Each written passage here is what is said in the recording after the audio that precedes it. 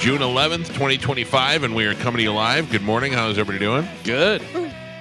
Will you have 2 cups today or 1 cup? Oh, back to the Trenta. Back to the Trenta. I have to tell you, I woke up today starving. Yeah?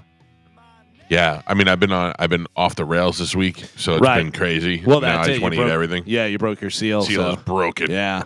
Shattered. I had ice cream last night. Oh, my God. What is going on? You're getting wild. My daughter had a sleepover last night. Or it seems like every night, some kid sleeping at this house. And they said, "Can we go get ice cream?" And I went, "No, okay. No, all right. Let's leave the house in the rain to go drive over to the ice cream store." And we did. And You've relapsed. I have. Off the wagon. A full-blown heroin addict. Yeah. I haven't gotten Taco Bell yet, though. That's been the... You might as well just... I'm not saying I won't. You literally just said it. You're going today. Yeah. All right. All right. I like that plan. I'm not saying you should. I'm saying you're going to. It's Wednesday. I know we have dinner plans on Sunday for Father's Day. I might just give myself the week. And oh, my God. It's Wednesday. Jesus. Carmen, I'm looking to you for help on this one. Yeah, stop. Really, what I would say, instead of doing it that way, where you're just blowing the entire week. Save it for Sunday. Right. Say, Yeah. I know that Sunday I'm going to have a dinner. I'm going to be great until Sunday, eat super clean, and then Sunday have something, and then get back The on worst part is Sunday is probably the day would have been easiest to stay on the diet. This is just eat the steak and lobster or whatever the hell I was going to eat. Yeah. Oh, man. And you've already had a couple days now, so get back on track, and then, There's a slippery slope on that ice cream. There is going to be a murder in this house today. Wait a minute. Murder. So this is a new step for me. My wife went to go see Wu-Tang Clan last night. Right. She went with her brothers and her best friend, and they went out and they had a great time. And the best part about it was I didn't have to go. Where was Wu-Tang? Emily. Emily? All right. So I had it would have been complete torture for me to sit there through 2 hours of that nonsense. And I didn't have to go, and it was great. So I said to my wife, I go, "What do I do? I got to go to bed, though. 8 o'clock rolls around. I'm tired. Now I got to babysit." And she's like, "Juliana's 12. What do you think I do? You think I stay up with her all night till she goes to bed? Just go to bed when you go to bed." I was like, "All right, just checking." So around 8:30, I said to Juliana, "I'm going upstairs. I'm going to sleep." And she said, "Okay." I said, "I'll be, if you need me, grab me." And she's like, "Okay, we're good. Just gonna hang out." I said, "Fine." It's her and her friend. Sometime around maybe like 9 o'clock or so, maybe a little later, I had to get up and pee, and I smelled something delicious cooking, which isn't a good sign. I wasn't cooking anything delicious. What could she be cooking? So I text her and I said, "Are you cooking something?" And she said, "No, we were." And I said, "All right, make sure the oven's off or whatever you're doing." She's like, "It's all off." I was like, "Okay, good." Then I know that Amanda came home and everything was fine. I went downstairs into the kitchen this morning. I don't know what the hell those kids did. There's mixing bowls everywhere. There's 2 trays out there that look like they're filled with grease. I don't know what those lunatics did, but all I know is the fact that my wife went to bed and let it out there. There must have been an ass chewing last night before she. Oh man, it looks like a disaster at that kitchen. Was it last night, or do you think that she's waiting when she wakes up this morning? They're cleaning and doing it all. That's why she left it out there. You know what I mean? Because Juliana has camp today. Wow. She has volleyball camp, so there's no way she's doing it in the morning. I went. All I know, I just dipped my head in the kitchen this morning to get something. I went, "Oh, she's dead. She is dead." I could just see my wife's face coming home Joe, that's what you do, though. That's what you do, honestly. I'm not mad. Joe, you're on deck. Get in there. Clean it up. You need to get in there. That's not in your duties, Joe. Finish baking whatever they were baking. Yeah. Let's go. And bring us half of it. I did look for it. There was nothing. Whatever they made has either been consumed or thrown in the garbage already. Yeah, I looked for it. They have not understood right now that cleaning is part of cooking. They understand it. They just don't care. They just don't do it. Yeah. My daughter's in like this culinary class at her high school, and so she's always baking something, cookies, this, that. Right, so I've always nice. got like snacks in my house. Yeah. That are home baked. Yeah, that's what I want. That's how I want this house to be, where I always have snacks. I'm still thinking about brownie brittle that you told us about last week. Jesus Christ. It was the best. Nothing's better than 5 Bud Lights and a bag of brownie brittle. That is a key to a good night. We are the fattest show, man. Every day all we talk about is food. I love it. I mean, what's more important? Nothing really. Here's why we're not. It's a necessity. Yeah. But here's why we're not. Because back in the day when I used to listen to Ron and Ron, those bitches had food every day. Yeah. Every day, Ron Diaz would be like, and it was never Billy's breakfast joint. It was like Donatello's send us over some lasagna. Right. And, this restaurant brought us over a steak and lobsters. So it wasn't like, we're just sitting here wishing. We're talking about it. I think we're the only morning show that's never had a McDonald's endorsement. That's true. Seriously. I think probably, it's pre-social media, pre-internet. That's why, like restaurants don't need that kind of stuff anymore. Right. They can just do it all themselves. Yeah. Yeah, that's true. Before, you had no way to get your name out there if you're a restaurant outside of buying advertising. My wife said while she was in Winter Haven, she had Wendy's breakfast for the first time, and it was quite delightful. I didn't even know Wendy's served breakfast. Yeah, they got in the breakfast game a few years ago. Yeah. It's not bad. I only know McDonald's breakfast.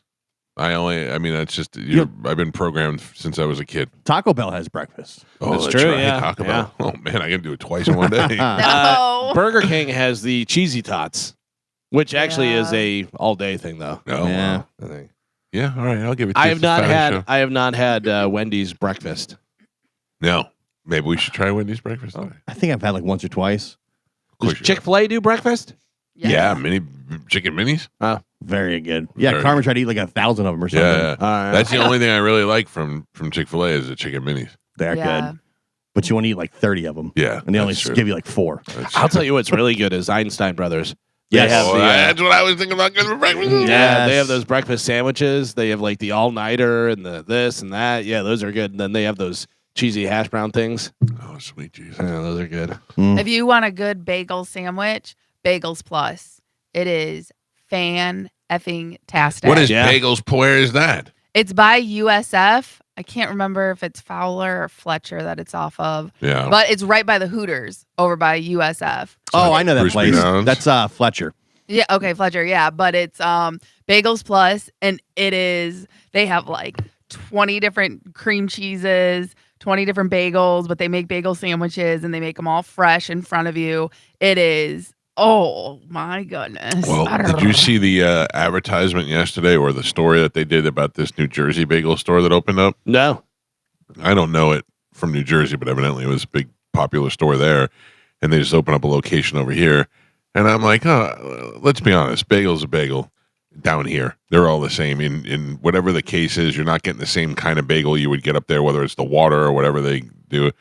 But this place makes like a Captain Crunch bagel, Oh, yeah. or like a Fruity Pebbles They're bagel. where they- biting off the Oh, donut shops now. God, yeah. Donut shops it- are doing all that. What about Tampa Bagels? Yeah, I mean, They doing breakfast sandwiches yet? Like I don't what know. time I don't do even they know if they're open yet. What's going on? They're Yeah. too far away. We had the bagels. We haven't had the breakfast sandwiches yet. Maybe. Oh man, what a way to start this show. Well, you started it. Yeah. Ice cream. I Dude. know. Over the weekend, I went to Violet Stone, Oh yeah. What is that? simply based on Dave Portnoy. Oh, the pizza place? Yeah, because he had reviewed that place when he was in town. Right. And he reviewed their cheesesteak and said their cheesesteak was like a 9.2. I saw people on social media going there and going, giving it to me exactly the way Dave Portnoy got it. Yeah, so we went there just because we saw Dave Portnoy talk about it. It was amazing. Really? We ordered the cheesesteak and we ordered the pizza to get both. Pizza was great. The cheesesteak, Why are we trusting him? I have no idea. There's never a skinny guy giving you a good food review. Right. We're trusting this skinny little guy from Boston. He may have been eating just garbage food his whole life, and now all of a sudden he's getting a taste of something a little bit, and we're like, oh, this guy's a culinary expert. It's amazing how his influence is. Oh, like, yeah. I'm Right. sure that place is packed all the time. Yeah. Still. Yeah. you So know. But- we go there. I think it's on 9th Street in St. Pete. Yeah. And it is literally, we passed it 3 times because it is a tiny, tiny little hole in the wall in this perfect. super rundown little strip mall.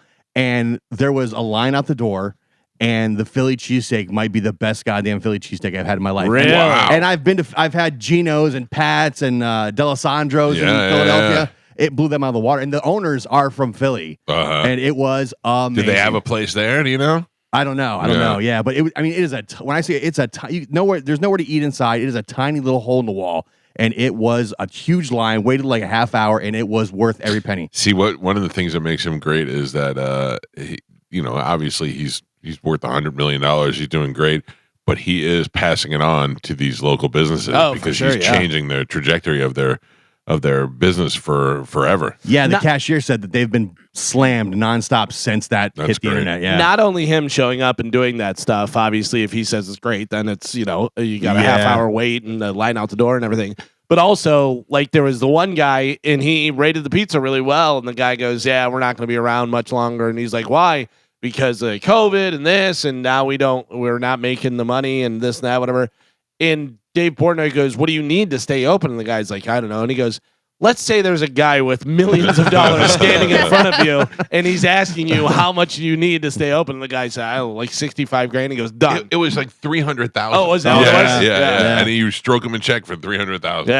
Yeah. And he was doing all that stuff during COVID for all the different places, and calling them up like they hit the lottery because that's why it's hard to understand why that one guy was being such a dick to him. Oh yeah, he's so wild, so good. If I was an ice cream shop and he was doing his pizza review from the store next door in front of mine, I'd be thrilled to death just to get in the shot. Yeah, I'd be bringing him ice cream. Yeah, that's crazy. Well, the pictures of this Violet Stone looks amazing. Dude, it's. I mean, the Philly cheesesteak is insane. It was, but the pizza looks really good too. It 100% was above the hype. I mean, I am going to be in St. Pete tomorrow. Dude, I'm going. It is so small. It's probably the size of this room. Carmen, it is a tiny little place. Let's go tomorrow before the all staff meeting. We'll race over there. Okay. Get cheesesteaks. Get it to go because there's really nowhere to sit or anything. Eat it back in front of everybody at the station. We sat outside in like a little table in the hot sun, and I was still enjoying every moment of it. I just realized I'm going to miss the all-staff meeting. Can you FaceTime me? Yeah. I can. I'll take notes like I usually do, and I'll transcribe. Note number 1, Scotty sang happy birthday to everybody. Oh, no. I mean, he rapped it. Oh, okay. Whatever that kid is planning to do, he's doing it. He's everywhere. I mean, he like it turns me off so much. No, I don't mean him. I'm saying like my wife last night with the Wu-Tang. She was so excited to go and loved it so much, and I thought I would just be there, be miserable for 2 hours. Like I would just sit there praying that it would end. That is how his life seems to me. Although he's making it the greatest thing ever. He's doing all these private speaking things and going to conferences and changing people's lives, and I'm like, oh, I think he goes home and sits at his kitchen table and cries until he has to go back into work. In the middle of doing all those public speaking things, then he's doing like Iron Man marathons. Like he's got goals, that kid. Yeah, he took a class though, like a speaking class. Did you see that? Yeah, I don't. And seems happy about it. Yeah. That's what I'm not talking bad about him. I'm saying the kid is chasing his dreams and actually doing what he wants to do, and he's doing well at it. It just bugs me. He's going to be the next Ryan Seacrest. Probably. Yeah, I really think that. Yeah, well, look, you can't be mad. No, not for a lack of working at it. Yeah. You know what I mean? A lot of people sit around and wish that success came to them, and if I can only do this, if I can only do that. This kid's out there busting his balls every day to make things, and he's running the Iron. What is an Ironman? That is running, swimming. You do a marathon. No, if you're doing a full Ironman, I don't know whether he did a sprint or did a full. I think he did a full. Yeah, so I think it's 3 miles swimming and then biking. You bike really far and then you run a full marathon. All in the same day? Yeah, all back to back. Yeah, you get out of the water and then jump on a bike and Can you picture after you run a marathon doing anything else with your legs? No, I think it would have been fantastic to do the swimming, but I would have just floated around and then I wouldn't have got on the bike. Right, like I would imagine my legs would just be jelly. Oh yeah, it's just crazy. For the first couple of miles. So you full Ironman triathlon, you swim 2.4 miles. First, so you're wet. Yeah, so you're wet first. Then you get on the bike for 112 miles. You don't even dry off? No.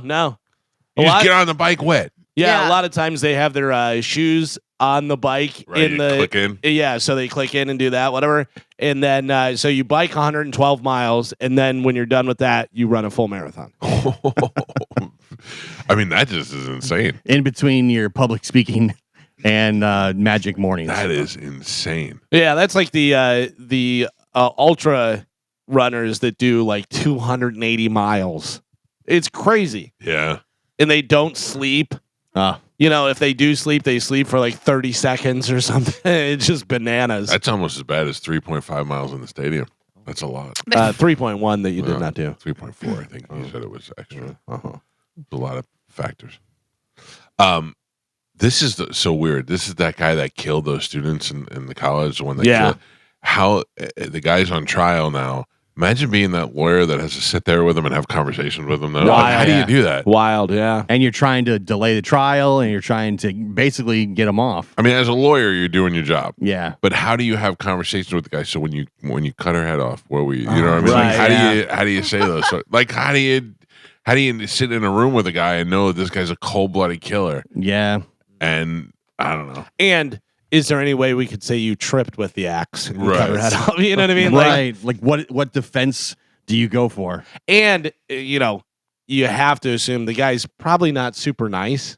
You know what I mean? So He seems like he is, though. But that's the other part that's hard to understand is like he seems like he's every time they show him he's like agreeable. You know what I mean? Yeah, he's wearing but a tie. probably And he's so like, disassociated with Right. what his actions were and stuff. But I'm saying, like, say there's some guy that's on trial for murder and he's just a jerk, anyways. Yeah. And then he's being a jerk to you, and you're like, I'm the only guy on your side. Like, I'm trying to help you, and you're gonna be a jerk to me. Oh, I don't know. I see that every time I see that guy, I think how weird that must be to sit there and just talk to a guy. I mean, he wasn't fighting and killed a couple of people. He wasn't defending himself and so he just went out and murdered some serial killer. Yeah. And then you're gonna sit there and have a conversation with him. I was watching a video from this show yesterday that I think makes me think you guys are a bunch of liars. We're the liars. Interesting. That's an interesting take. I was the only one telling the truth in the thing. At least I think. What do you got? It was me saying that if I knew that I can get away with it, there are people that I would shoot in the back of the head. And you guys were all like, no, not me. And especially you, because my whole conversation was that I would shoot your stepfather for you. Right. And you were like, nah, I'd punch him in the face, but I don't want to shoot him. And I'm like, how is that possible? I don't think you're taking into consideration how you would feel after taking somebody's life, regardless of whether you hated them or what the situation was. So if you caught somebody doing something to your kid and you killed him, I get that. You could totally But that's justify. where my anger level is. Like that's how I feel now. Like, yeah. Like all the time? No. That's not good. About certain people, sure. Like, think about it. I have said this before. Those guys who walked into my house, I would feel awful if I shot them to protect my home, and it turned out it was a mistake, or they were on drugs or something like that. That would make me feel terrible. That was a misunderstanding kind of thing. If I went out there and that guy was holding my wife at knife point, I wouldn't think twice about it. Sure. Now you're talking about pure evil. If there's pure evil, but then you're also talking about but these people in my mind that I want to kill are pure evil. Yeah. Like Gio's stepfather is pure evil. The guy tortured Gio at a young age. That guy, I want to kill that guy. I'm not going to, by the way, and I'm just speaking in hypothetics. I'm just like in the conversation that we had, you genuinely did not wish to kill that guy, and I genuinely did. Yeah, but did he torture him? Like he definitely abused him. I think torture maybe he mentally abused him. He physically tortured him by throwing punches around his head, by making him putting sleep him on the porch. Yeah, making him sleep on the porch is torture. That's torture. Listen, I get it. That guy is definitely a bad guy. I'm not sticking up for him at all. But there's way worse things he could have done to Gio. Yeah. So I'm saying I feel like that's where Gio can find not the forgiveness, but it could have been worse. So just let it go. And it's done. It's done and it's over. And it made me who I am. So just stay away from me and I'm over it. It's so long ago now that I don't let it affect me. How are you with if you see people from high school and you're like, oh hey, like you haven't seen them since high school. But you didn't like them in high school. How? Like but they were kids. I don't care. All kids. Like I didn't like them in high school. But I remember this kid John Peretti walked up behind me, and I was having a fight with my girlfriend. I was in a bad mood. I was like sad and mad at the same time. And he came and he took my pen out of my back pocket, and I turned around and I go, give my pen. He goes, what? I don't have it. And I was like, I'm not in the mood. I'm sad and mad at the same time. I'm having a fight with my girlfriend. And then he tried to add me on Facebook, and I was like, no, I took my pen out of my pocket that time. You I'm have still mad. problems.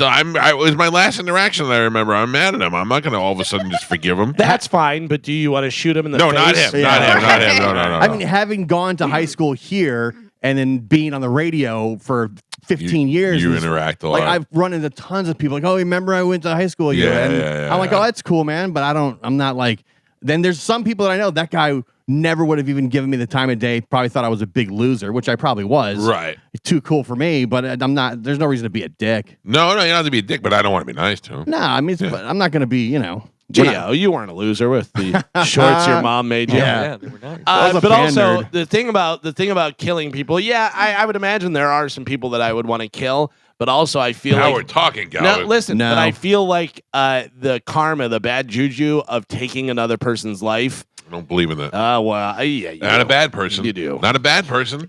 Yeah, pure evil. I get it, Yeah, not a bad but person. I'm saying like cut you off in traffic, bang, bang, bang. No. I'm not talking about that. I'm not talking about it. I'm talking about But people who have wronged you in your life.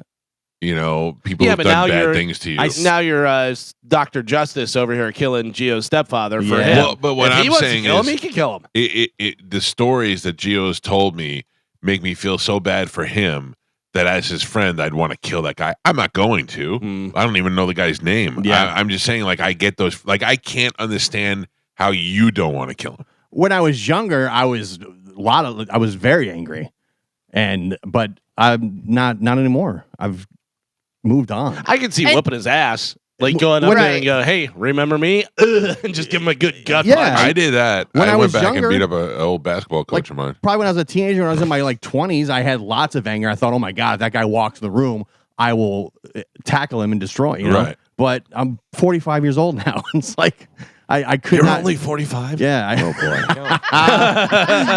But at this point, that's in my good life, that you could shake it. at this can't point in shake my life, I could not care less because, and I laugh about it a lot. That's why a lot of times I bring it up on the radio because I don't care. Yeah. Or do you really? No. You're just working it out mentally. No, I mean I dealt with it for several years, but Yeah. eventually I just You got seem over pretty it. well adjusted to it. Yeah, I don't know. I mean when I became a father, then that's what also helped a lot because I'm going to be the complete total opposite of what that scumbag was. Yeah. So yeah. that was also something that helped me. So get you past all won that. in the end. You've won. Of course. Yeah. I've got I still don't understand it. I've got a great family. My kids love me, and So I'm the only murderer on the show. Looks like it. I still think that's all talk. I feel like if you were Listen to me. came face to face. I'm telling you right now is that I'm the first person to tell you that I will talk tough. Like I believe that my number one strength in fighting in a fight is I could take a beating. Not that I'm a tough guy. Right. I could take a good beating, so you better kill me. That's it. And also, I haven't been in a fight in 20 years, and if I really got into a fight tomorrow, I'd probably get beat up like a high school kid. Like I'm telling you the honest truth. I'm bearing all. And I think that I could do. I think that I could do it without the feelings that you guys feel that I'm going to have. It's funny you say that about fighting and you haven't been in a fight for 20 years. I think it's a lot like Tom Cruise whenever he told whoever to, video himself running because it doesn't look as cool as you think. Right. I would love for you to get in a fight on video and show it to you and be like, what are you doing? Yeah. Like any of us. Yeah. Fighting like Alfalfa from Little Rascals. Just like we were talking with, what's his name? The Australian dude, the comedian that was a skater and Oh, Jason Ellis. Jason Ellis, yeah, is he'll fight and he'll go and fight. So many people think they can fight and have no idea how to fight. Me included, by the way. I'm saying this like I watch a lot of fighting. I watch a lot of UFC. I watch a lot of boxing. I watch a lot of stuff.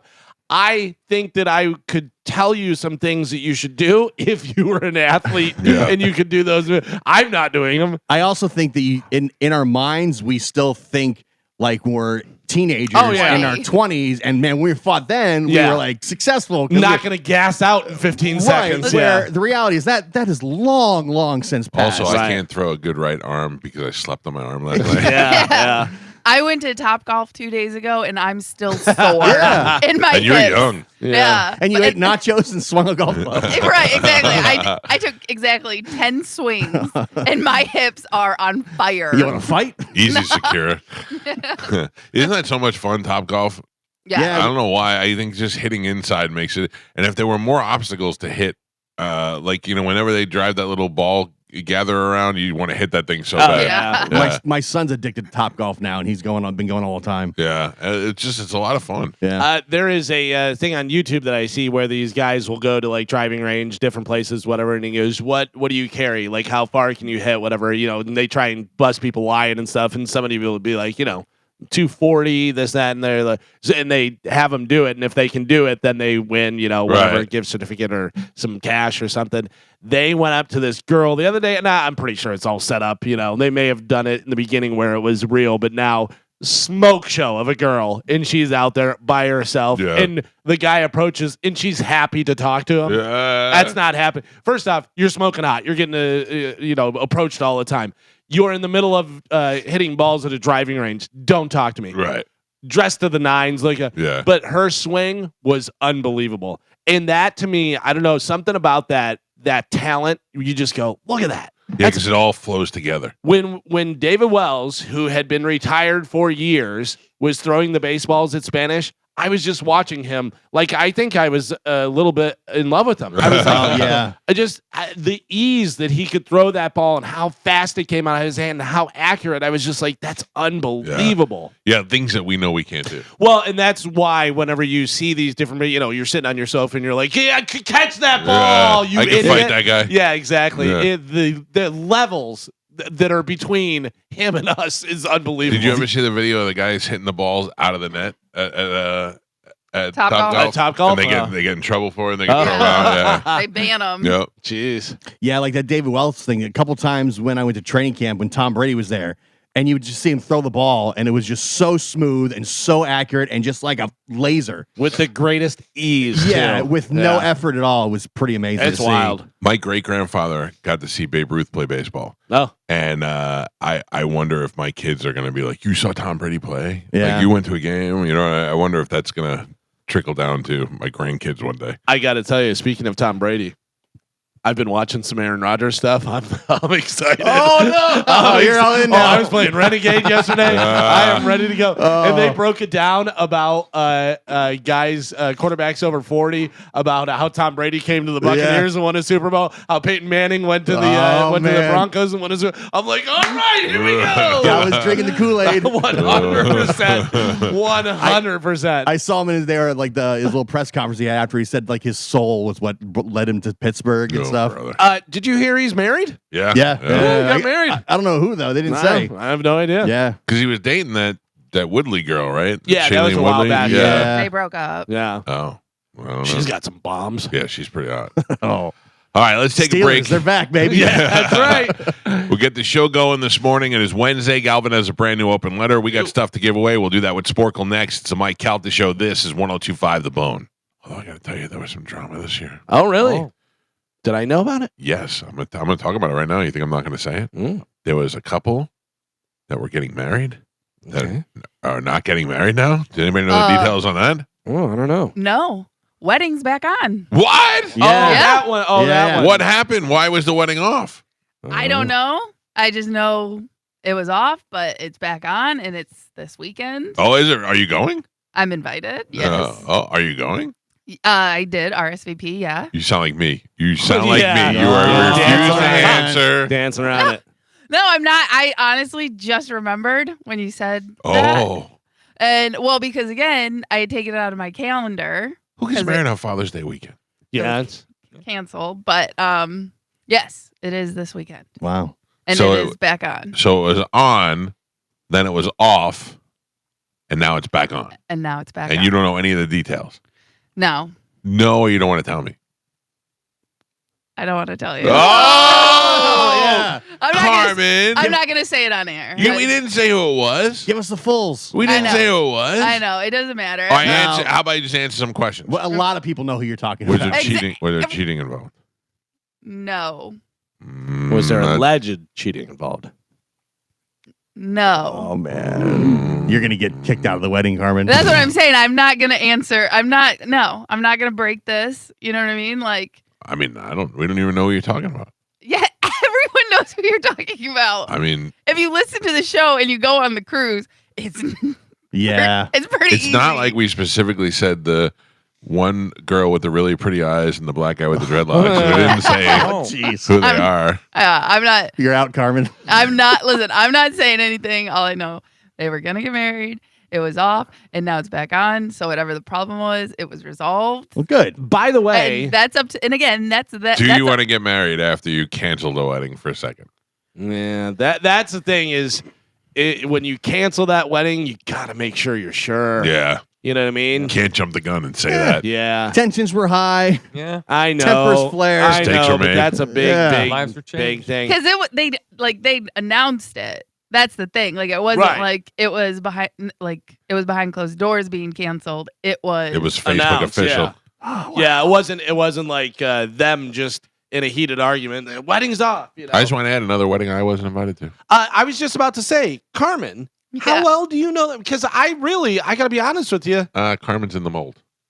Oh, yeah. Well, no, her and I we message and send memes and get along really well. And we almost every cruise the past 2 cruises, but the one before really we had a heart to heart and Yeah. a moment and stuff. You Yeah, bonded. yeah, we bonded. So you say marrying a black guy is a good idea? That was your bonding conversation. No, it was not. It was life, but she's just such a sweet, happy, nice person.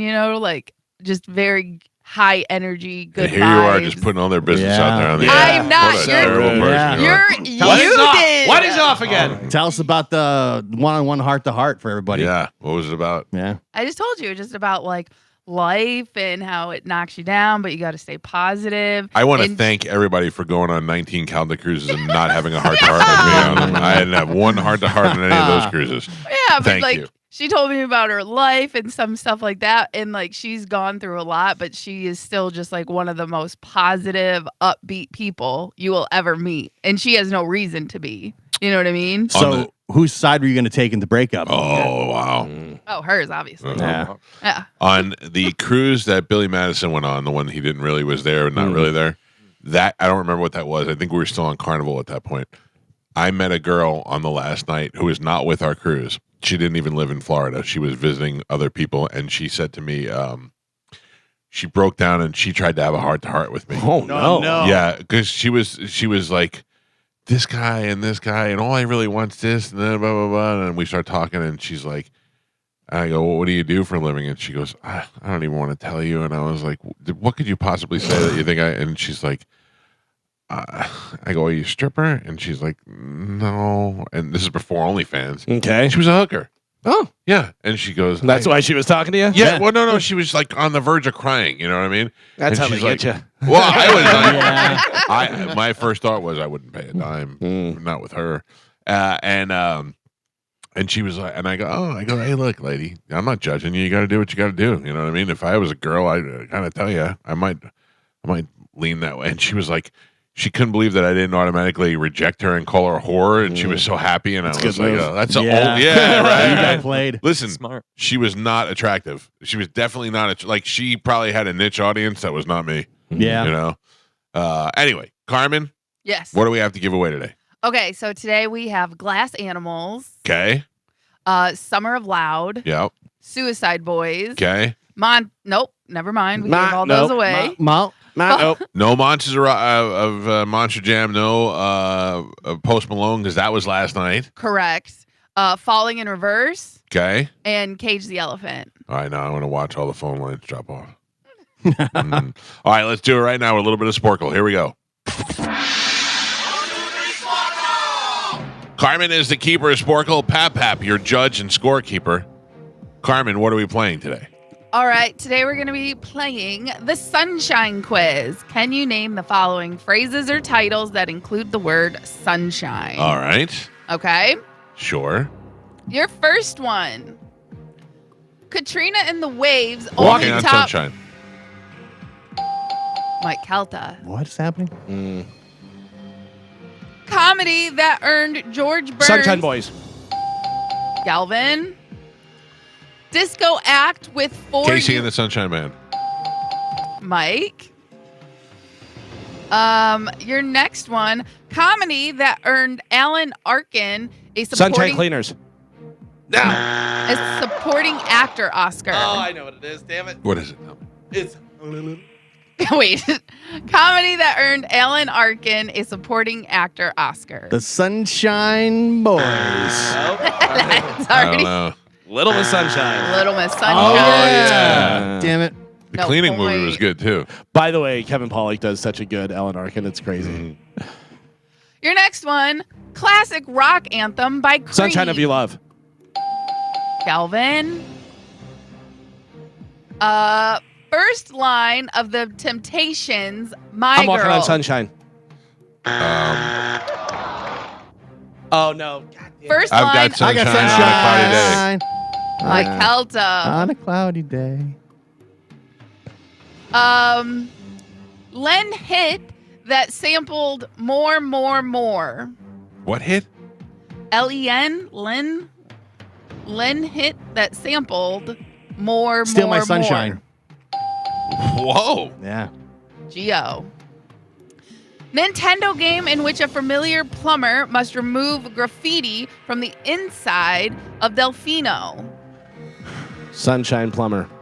I don't know either. Super Mario Sunshine. Never heard of that ever. Interesting. And Pap Pap, Not coming to clean the graffiti. we are halfway there. Gio is on the board with a single point, Galvin with 2, and Michael is your leader by 1. He's winning with 3. All right, we are doing the Sunshine Quiz. Your next one, Bill Withers' song that made the U.S. and Ain't No UK Sunshine. charts. Galvin. Donovan compares himself to Green Lantern in this smash hit.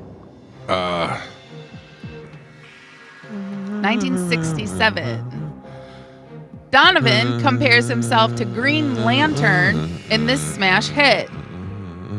The Sunshine Story. Sunshine Superman. Yeah.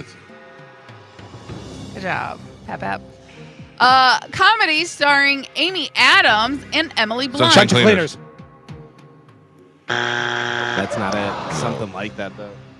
Comedy Oh, starring I got it now. No. I Amy got it. Adams I and know what it Emily is, too. Blunt. Sunshine Girls. Cleaning company. Cleaning up. Sunshine Cleaning. Oh. That's it. No point. No point for it. Good movie. John Denver's first U.S. #1 song. Sunshine on My Shoulders. Galvin. Nickname for Florida. Sunshine Sunshine State. State. Geo. What did Gio say? Sunshine State. Optimistic Ditty by Leslie Gore. 1960. Oh, Diddy. Nope. Optimistic Ditty by Leslie Gore. Sunshine Girls. Sunshine All Day. Sunshine, Lollipops, and Rainbows. Oh, that was in Walking Dead. That sounds like Diddy. In an advertising slogan, what a breakfast without orange juice is like. Smile, day without sunshine. Mike Calta and Pap Pap. We're on the last 3. Gio has 2 points on the board, and Michael and Galvin are both tied with 4. Tight. All right, the Sunshine Quiz, last 3. Here we go. 2008 U.S. smash from Natasha Bedingfield. It could burn a hole in your clothes. Sunshine Magnifier. 2008 U.S. smash for Natasha Bedingfield. Sunshine Glow. It could burn a hole in your clothes. I don't know. Pocket full of sunshine. Sunshine. Yeah. That one. State song of Louisiana. And top 10 for Ray Charles. Sunshine on my mind. I just combined a bunch of songs. Yeah. State song of Louisiana. And a top 10 for Ray Charles. Sunny Day. Sunshine Lovers. You are My my sunshine. Sunshine. No point. Last one, tied up. Gio's out. Oh, No, Gio could block. Oh. So Gio's in it. Gio could tie it. I'm blocking. My bad. Everyone's in. Your last one. Jim Carrey, Kate Winslet movie. Hope Eternal Sunshine of the Spotless Damn Mind. it, yeah. Mike I couldn't put it together. I couldn't put it together. Yeah, I knew it, but I didn't know how to say it. Yeah, because I was going to start with Sunshine, and I'm like, Sunshine spots and stuff. It's been on a lot this week. Yeah. I've seen it in the thing. Your final score, Gio with 2 points on the board, Galvin with 4, and Michael is your triumphant champion today. He won with 5. I believe that's 2 in a row. That is. That is 2 in a row. Gio. Oh, Galvin's out tomorrow. I was going to say, activated. All right, all right. Ooh. Good morning. Who is this? Bill, Hi, Bill. How are you? I'm good. How about yourself? You are the winner, Bill. I'm going to put you on hold. Carmen will grab you during the break, and we'll hook you up with a prize, buddy. Awesome. Thanks, guys. Have a Thank great you, show. sir. Carmen, thank you, buddy. That is line 8. I got it. Oh, tight. Good news. I was looking at the YouTube chat. A lot of people are going to have a heart-to-heart with you at the next cruise. Oh. Like, people are lining up. Okay. No, let's talk about this. That's a bad idea. You said Yeah. you never had a heart-to-heart. We have a YouTube chat. Yes. It shows you how much I pay attention. to I that. watch it all the time. There's a lot of loyal listeners in there. Oh, I appreciate it. Don't get me Yeah. wrong. I don't have time to pay attention to that. Well, thank you, and I look forward to talking to you on Calta Cruise 3031. A lot He of doesn't have heart-to-heart. time to pay attention to that. He's too busy sleeping during the commercial break. A lot of heart-to-hearts. Oh, yeah. Stretching, sleeping. Yeah. What do we have coming up in news, Calvin? Coming up in news today, we have good investment, same old tricks, and plastic blood removal. Ooh. All right. Galvin, as your news, we'll take a quick break, come back, and dive right into that next. It's the Mike Calta Show. This is 102.5 The Bone. You can't do that. It's like goat yoga. Instead of you leading it, we do it, and you just crawl all over us. Okay. Yep. I'm actually down for that. Yeah, that'd be way more fun anyway. No, really, I'm Pete, man. Pete Face, really, he's on fire lately. He sent me a picture of this giant yacht, and he's like, "Yeah, we got this for a couple of days." And he's like, "I'm thinking about bringing it out to the beach bash and parking it at one of the boats." I'm like, "Well, if that's the case, let me know because I'm going to live on the boat instead of in the hotel room. We can give up the hotel room." Oh, can I have your room? Yeah, you asked first, you're in. Sweet. But that'd be kind of cool to have a boat out there. That would be cool. I wish I wish I had a handle on how to drive a boat.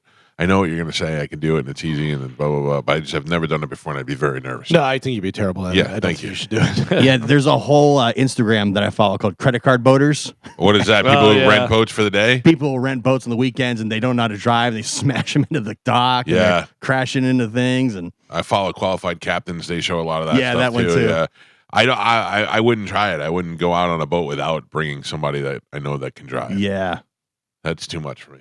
it's better to know somebody that has a boat than own a boat. 100. Yeah. Yeah, or have a friend who rents boats, like Pete, because I think the boat Pete has comes with a captain. Yeah, see, that's not even a boat. No, it's That's, it's a yacht. Yeah, I just saw an article where Jordan and his wife were on a $115 million yacht. $115 million yacht. Could you imagine spending $115 million on something that you don't need? Yeah. You know what I mean? Not that I don't know. They what own it. It was his, but yeah, it was the yacht was $150 Was it million. last year when we docked in the Bahamas? Oh, yeah. Spielberg's yacht was right next to our ship. That was pretty thing good. Yeah. That was pretty was good. insane. Yeah, but that also you understand Spielberg, who is so rich Yeah. and not going anywhere for a while. You know what I mean? Like he makes a movie, people are going to see it. How many people I wonder are on that crew? I follow one girl who's she's a private chef on yachts. Mm-hmm. And she just gets up in the morning and she goes through her day and she goes, it's for the morning. I make breakfast. I make this, and this. And then I get my lunch prepared. Like that's basically all she does is spend the whole day cooking on the boat. for Right. everybody. Well, I would imagine it kind of correlates how many people are going to be on the boat to how many people are working on the boat. Yeah. You know what I mean? How many guests are on there. But also, if you have a mansion that's on the seas and you have people working there, how many, at least 10 people cleaning, Says- 4 or 5 chefs. right. Says Spielberg's yacht had a crew of 28. 28. Yeah. I wouldn't even know all their names. But Yeah. think about that. You've got bartenders and servers, you got Yeah. cleaners, you have chefs, you have just people that are working on the boat. All of them have to sign NDAs. Yeah, I would 'Cause imagine. I don't want anybody talking about my old balls or anything Oh yeah. like that. Yeah. Stuff that you're doing. Yeah. Right. If I'm getting Diddy crazy, I don't want people to know about it. I don't want it to come up in court. That yacht was $250 million. Ooh. And then Paul Allen Microsoft, he's got like some crazy. He parks it over here all the time. They used to fix that thing in Gandy, and it was always parked over there. That thing was insane. But I mean, you have something like that, you live on that, right? No. I mean, I would. Not when you're that rich, because imagine Right. what the house looks like. Yeah. You know what I mean? Like, that's just their vacation. It can hold 14 guests in 7 cabins and up to 30 crew members in 15 cabins. So Paul Allen's yacht, Octopus, was 414-foot mega yacht, was initially valued around $200 million and was later sold for $278 million. So he made money on his boat. Yeah. Never hear about that. Boats are a losing proposition. Everybody says the minute you get it, you lost money. That's not a boat. That's The average yearly cost to run the boat, 15 to 20 million. Oh my God, to run the boat. Just to run the boat, yeah. That's paying your crew, I'm sure, everything, just to run the boat. Gas. Just imagine how much gas that thing takes. Oh, yeah. Because a regular boat, you're putting hundreds of dollars in, Yeah, you put $10,000 worth of gas every time you want to use it. And I have to imagine it has a helicopter. It's got the boat that's on the yacht. Right. It's got jet skis. It has, everything. I'm going to pass. Too much. On getting a yacht. Yeah, on getting it. It's too much. Okay. Yeah. I'll just rely on Pete renting one. Yeah. All right. Ladies and gentlemen, it is time to check in with Galvin. He has today's news. And now, news with Galvin on the Mike Calta Show. What do we have in news today, Galvin? Well, Uh-oh. LA, watch out. An Apple store and other downtown Los Angeles businesses were looted and damaged after largely peaceful protests during daylight hours turned violent Monday evening and led to more than 100 arrests during the 4th day of demonstrations over immigration enforcement raids. I do not blame the immigrants for looting. If I was there and a brick went through the window, I would grab an iPhone. Stay in America. Yep. As of Tuesday, the department reported 96 arrests for failure to disperse in the downtown area where largely peaceful protests during the day turned violent. There was one arrest for assault with a deadly weapon, one for resisting arrest, and another for vandalism. I have not seen anything that's been peaceful. I've seen all of the guys breaking the brick off of the curb to throw at cars. I've seen people getting maced. I've not seen anything that's peaceful. Yeah, please stay in our country. I've seen the same picture of the guy standing on top of the car probably 50 times. Yeah. He was actually celebrating the Bulls win back in 92. Apparently, he's been standing in that car for 5 days. He lives there. It's not illegal to stand on a car, so he's actually The doing one's okay. waving the Mexican flag. I've seen that a million times. Billionaire Elon Musk. Well, I got to tell you, I watched a lot of this yesterday, and Trump said some stuff yesterday. He wanted to make it illegal. You would get a year in jail if you burn the flag. Yeah, he's going way backwards. I get it. I was a Boy Scout. I know how to fold a flag. I have respect for the flag. I don't like, but in America, you have the right. You have to have the right to. I mean, you can't.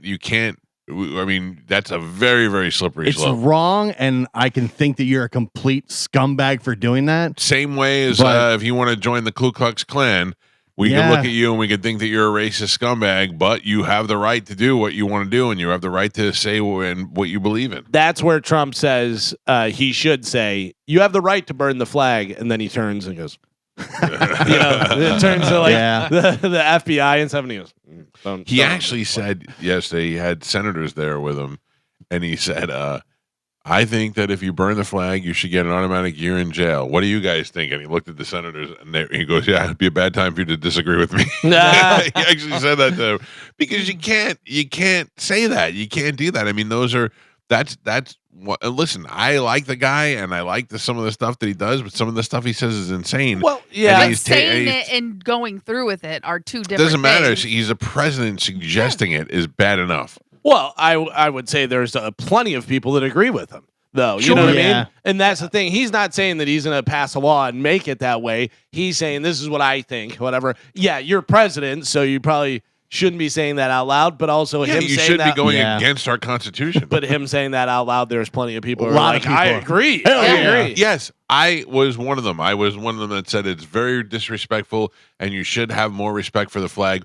but we've already went through this, and we've already decided that you have, as an American, the right to protest and the right to burn the flag. And we always say that military people, they died so that you can have that right to burn the flag, as disrespectful as that is. So for the president to say that, it's way too slippery of a slope for him to even suggest that. I don't take anything Trump says anymore serious. When he just spouts off. But he is the guy who does those. He is the guy who's starting those things. I know, but not anymore. It's like he also doesn't have to worry about getting reelected. His next term. You know what I mean? So saying something and actually following through but with it causes problems. That it does. It causes and problems, he knows that. And he's irresponsible. He's the president of the United States. It's irresponsible. Like he's just I don't know. Anytime you can't make everybody happy. I don't take anything he says like serious. Well, you should. He's the leader of the free world. It used to be the case, but now 12 years in of Trump.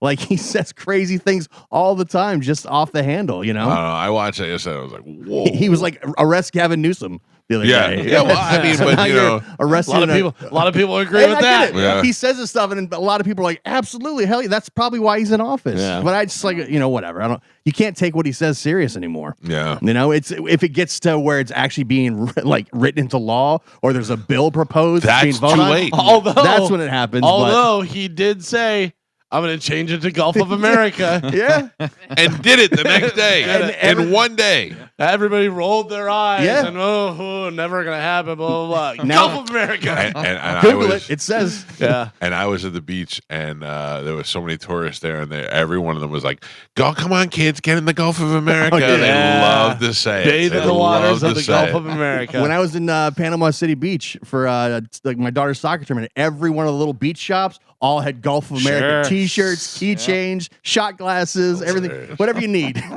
It's great. Billionaire Elon Musk said he has some regrets for the post that he made about President Donald Trump during their war of words on social media. Pussy. Saying, quote, "I regret some of my posts about President Donald Trump last week. They went too far," he said on his platform X. The two were embroiled in a public fallout after the Tesla owner called Trump's tax bill, quote, "a disgusting abomination."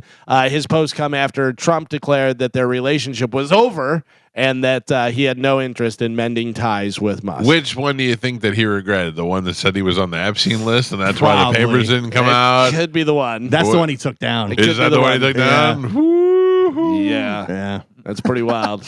That is pretty wild to say about the president of the United States. I know you're super rich, but you could be got. You know what I mean? That's man. wild.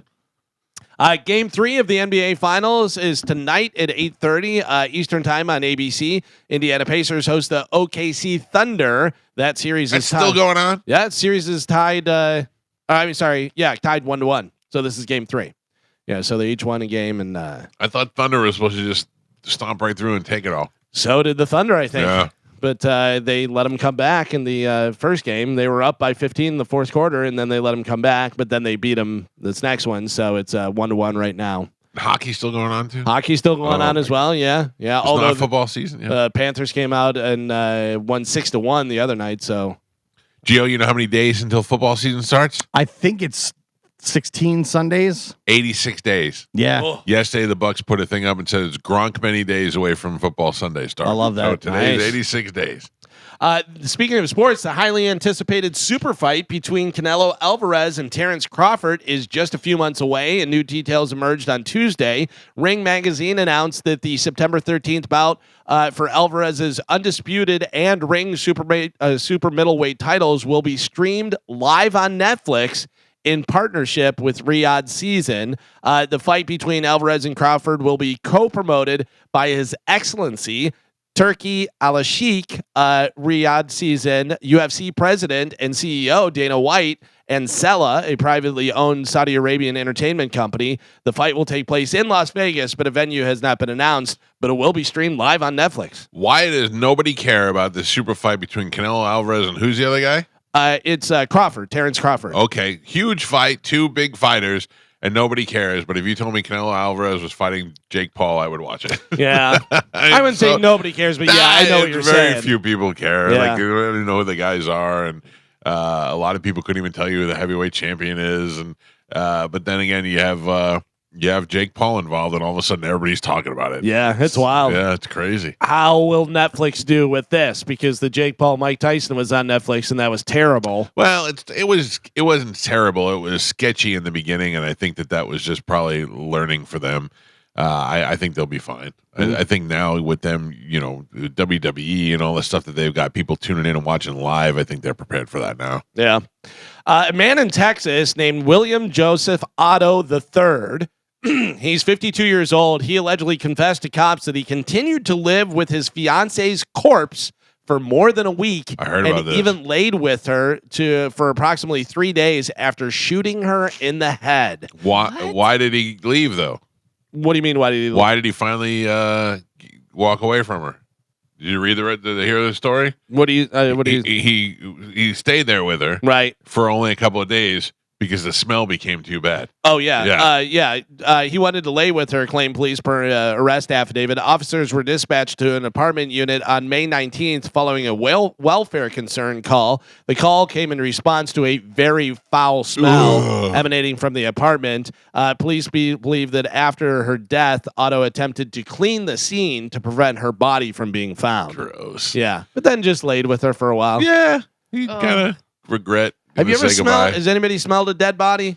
No. Yeah, I hear that it's the worst, and you know it immediately. I smelled a dead squirrel one time. It was pretty bad. Well, I would multiply that. If it's anything comparable, Yeah. oof. You want to know what I smelled that was gross that still lives in my head? My mother went back to college when we were probably like in 5th or 6th grade, and her friend Doris, they were taking classes together, and they had to take a baby pig home. Oh, really? And they had to dissect the pig. So they used to keep the pig in a jar in formaldehyde under Doris's sink in her house, but I could still smell it like it was there right now. Fermented pig. Yeah. This is gross. I don't like that. It was gross. Does anybody have anything in their family, like an heirloom that was passed down or anything like that could be worth some money? Like if Antique Roadshow came, you'd be like, I'd like to know how much this is worth. I bet you my mother-in-law has some stuff in her house that's probably worth money. Yeah. But no, nothing like that's like, well, when I die, you're going to get this. And other than like some jewelry, but nothing great. I need to find. Well, my brother has a ring from my mom who is from her great aunt. Okay. That is platinum and diamond. But then also I remember when I was a kid and my parents had like cutlery, but it wasn't cutlery that you would actually use. The handles were made out of bone. Ooh. I don't know what kind of bone, but then the actual knives were like cut inside, like it was all like design cut inside, whatever. And they said they were from Spain, and I have no idea. And who has them now? Yeah, I don't know. Oh, I don't know. I gotta lost find in the out. family, But yeah. that's like one thing that I go, I would love to see how much those are worth. Could be $20. Could be, who knows? My mother-in-law has these weird dolls. Yeah. And she's always like, I have these dolls that are in the attic and they're creepy looking. But I have a feeling the dolls are worth some money. Could be. Yeah. Sure. Well, I asked because a family in France found a small sculpture that they thought was worthless, that they had in their home for a long time, whatever, wound up being worth over $1 million. Oh, my God. What? Yeah, over $1 million. That's one of those things where you go on that Antique Roadshow and they go, you may want to sit down. Yeah, this is worth, But then the hard part is finding somebody to buy that stuff, Not really. Really? Yeah, there's people that want to buy everything. You know, if it's worth something, somebody's buying it. Yeah, And people I guess have stupid money. Sure. Like celebrities and stuff, they just buy the most randomest, stupidest thing they can find. I know my garage is filled with it. I was watching and I came across on YouTube. Remember Gas Monkey Garage? I don't know if it's still on or not, whatever. But that Richard Rawlings, him and the other dude, they went to look at this Mustang, and it was a 64 and a half Mustang. And it was a lady, her and her husband bought it new, and I guess they opted for a new paint color that was coming out in 65 that wasn't out in 64 and a half. So that made it super rare. And she said, we've just kept it in the garage for the last 25 years or something, whatever. They drove it a little bit, whatever, but I mean, it was pristine, and her husband had passed away, so she was trying to get rid of it, and wanted like, I think it was like $60,000 for it or something, and they wound up buying it. And the one guy was like, this is crazy, but they split it, whatever. The other guy comes over and he goes, I already have 4 offers so far. The lowest one is 200,000. Oh, wow. Yeah, they were like immediately. Yeah. So, as soon as you buy You something, know the right audience. absolutely. Speaking of money, this is pretty cool. All those ones where you hit different jackpots would be nice. A cancer survivor in Canada just hit his 3rd lottery jackpot in under a year. Wow. He won $500,000 last August, $1 million in November, and then another $1 million last month. Wow, that's great. Isn't that unbelievable? And a cancer survivor. Yeah. Good for But him. also, you win $500,000, you don't think there's any way you're going to win. I don't think I ever play again. No. Something that I'm like, big there's again. no way I'm going to win again. Yeah, won $1 million, then $1 million again. Unbelievable. A 40-year-old man in Kentucky was arrested for releasing a wild raccoon into a bar because they had thrown him out. All right. I Apparently, kind of like that. Apparently, this guy has a history of doing things like that. The same guy was arrested a while back for riding a mule into a liquor store. I'd like to invite this guy to Whiskey Willie's on Yeah. June 20th. I'm not mad at him at all. I saw a bunch of videos of people with raccoons as pets the other day. Yeah. Raccoons are pretty cool. Yeah, but I wouldn't want one as a pet. I think it's a little too much. Because they're not domesticated. Right, as exactly. Hard as you try. Yeah. here's why. I saw a video of this woman, and she was sitting in a chair, and she was holding a duck. And the duck had its long neck against her cheek, and she was rubbing the duck's back. And she's like, what people think it's like to have a duck for a pet. Right. And I thought, that's beautiful. That duck was like loving it. You never thought a duck. And then she goes, what it's really like. And she's following it, walking around, and it's just crapping everywhere. Oh, sure. But I mean, like, not just little turds, like big puddles of crap everywhere. And she's like, that's what it's like. I saw a video and it said my dad playing with his duck friend, whatever the name was, and it was the dad out back by the swimming pool, and the duck's in the pool and comes running up, and then the guy picks him up, and the duck goes flying, lands in the swimming pool, and comes running back Yeah. like they It were likes to get playing. thrown, yeah. Yeah, like they were just playing. It was wild. I don't know. My wife's raccoon that Geo chased away. Mhm. What was that thing's name? Elliot. Elliot hasn't come back. Oh yeah. But the new family of raccoons have come back. Do we with it. think Elliot? Maybe. Mm. Elliot, I think Geo scared it so bad it was like, I got to leave this town. Yeah. But now there's a whole family and they come to the front door. Oh, this morning I got woken up at about 4:30 by a deer at the front door. Oh really? Yeah, the deer just walked, and I have these two giant concrete plant holders on either side of my door, and they both have these round fake plants in them. And I think the deer was trying to eat the plastic plant. Oh yeah. Yeah, I woke up at the door. I finally had to yell at the deer. I go, you got to leave. I'm trying to sleep, and he keeps setting the doorbell off. I did very much the kind of horror movie thing where it came around the corner, and as soon as I turned the corner, right in the middle of the Oh. street was just a deer staring at me, and I was like, "Yay!" Yeah, they're all over the place. Your wife may be excited about this. I'm Okay. not sure whether she likes Is this this about the raccoon or Wu-Tang Clan? different. Okay. Diet Cherry Coke Oh, is reportedly coming back for a limited time. I I might don't know like if she's just original. she's OCDC. yeah, Yeah. but Diet Cherry Coke coming back for a limited time. OGDC. I'll try the Diet Cherry Coke. Yeah, Yeah, I like a little flavor. And here you go, Fatty Fatsons. Wendy's. I don't, why'd you look at me? Because you say we talk You about. did nod right too. You say how we But, talk. but you're like, yeah, okay, fatty fats, and you like stared me down. Okay, fat burger guy. Wendy's is teaming up with Cheez-It for a Baconator Cheez-It. Okay.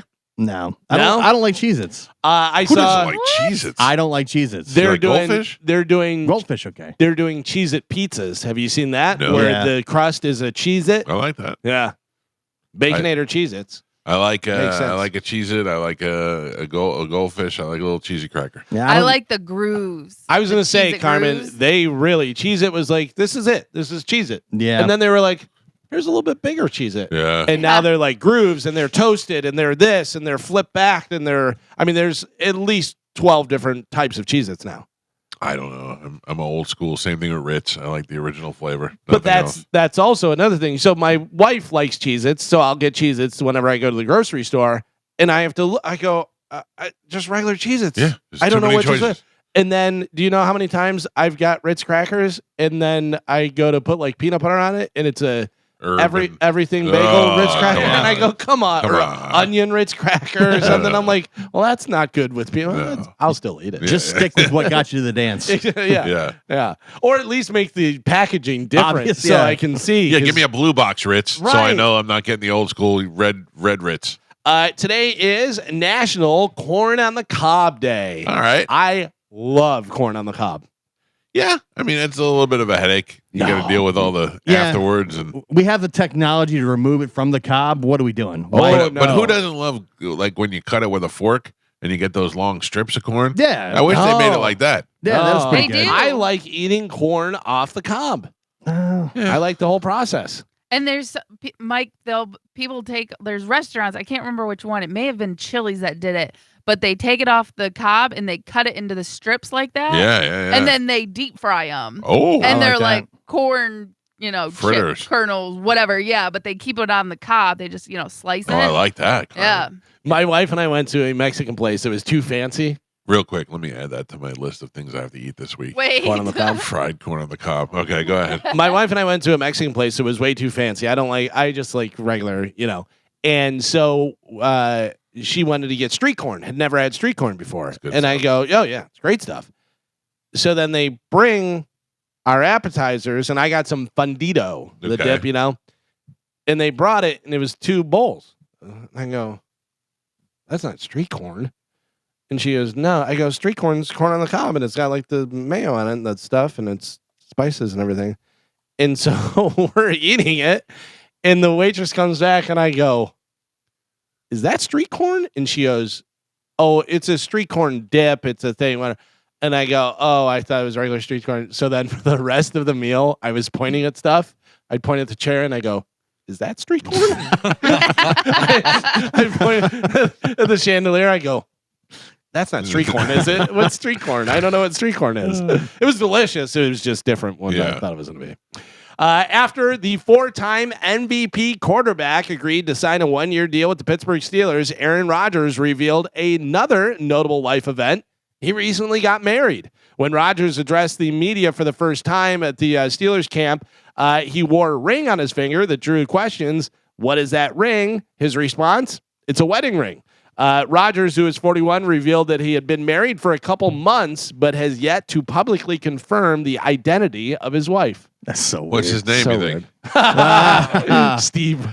Or did he get married to the earth? Yeah. When he was doing his married Mother ayahuasca. Nature. Yeah. Could be. Married to the vibes.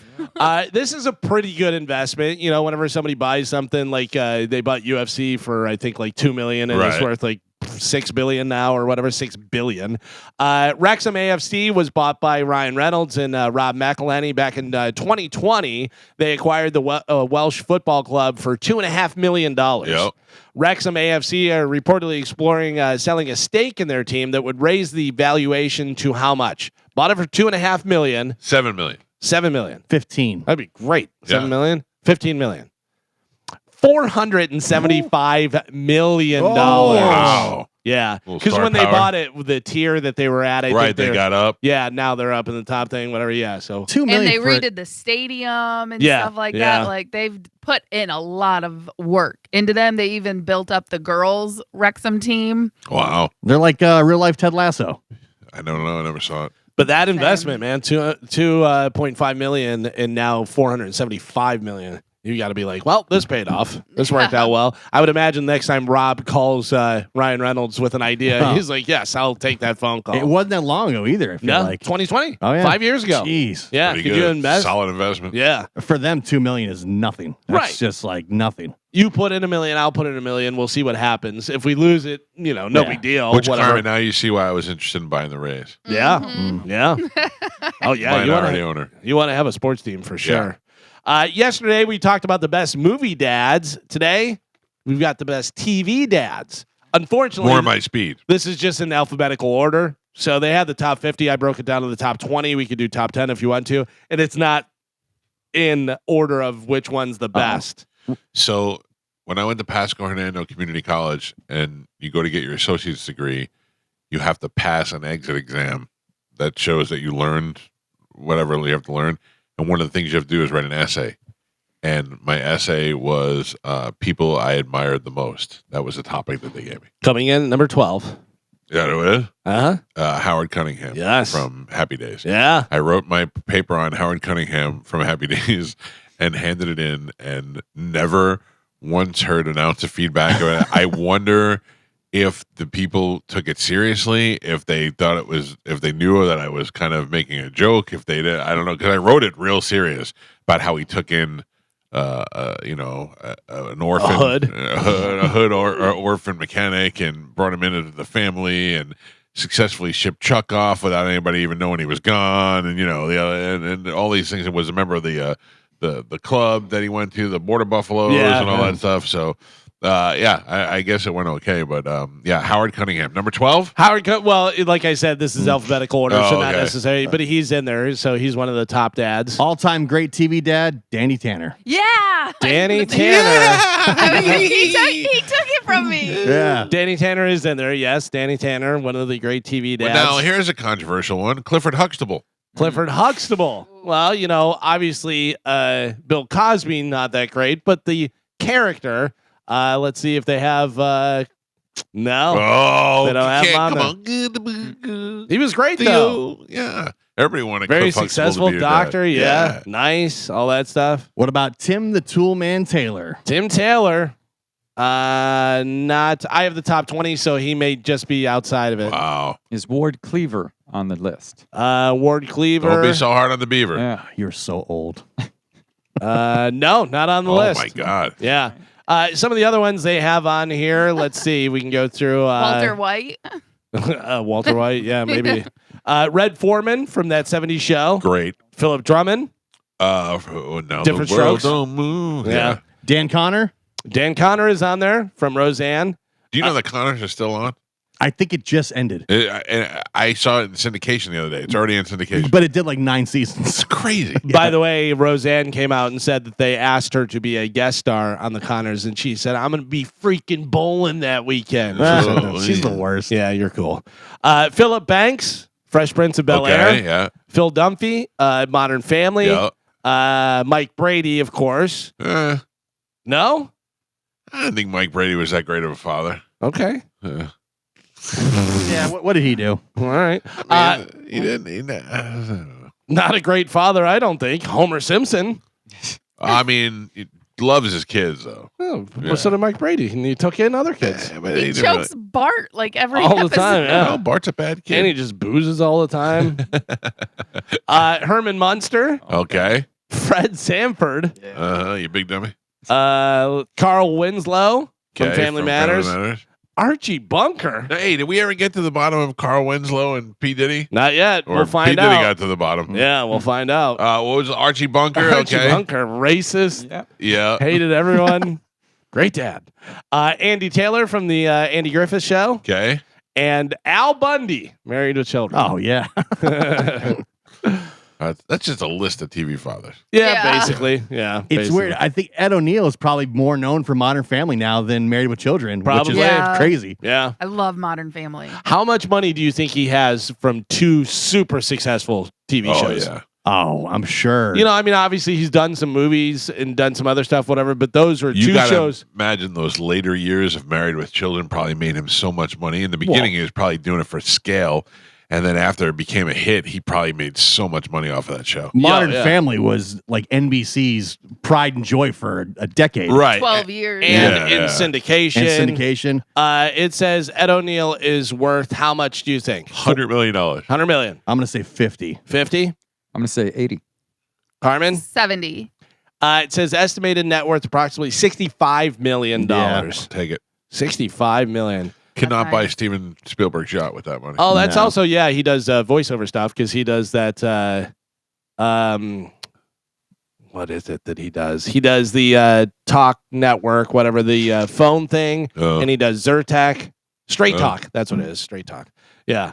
Some of those guys, man, you can make some serious money if just have a recognizable voice. Yeah. You don't even have to say your name. This is Ed O'Neill for Yeah. this, whatever. Just got to speak clearly. You just want to hear it and go, that's Ed O'Neill. You know what I mean? That's John Hamm. I think AI is going to replace all that, though. Certainly could. They're going to do that with what James Earl Jones. They Yeah. did it. with Darth Vader. Yeah, they just use his voice in AI. They did it for the Lion King or Mufasa. Yeah, that's right. Yeah, they already did it. Oh, yeah, Did because it. he's dead. That's Mhm. right. They just Yeah. use his voice now in AI. We talk about all the different stuff that's happening and microplastics and all that stuff that's getting into your blood, and you're eating this and you're eating that. I feel like it's making me a superhero. Orlando Bloom spent $13,000 on a procedure to remove microplastics from his blood. Experts are skeptical that actually works. Oh man. Somebody got 13 grand off old dumb Orlando Listen, Bloom. I saw him on the paddle board with Katy Perry, and his wiener was hanging Yeah. out. He's Oh, yeah. fine. Yeah. The last But- thing he needs to wear was microplastics. He didn't even need an oar. He just sticking that in the water. Have you seen the video of her running on stage like a robot?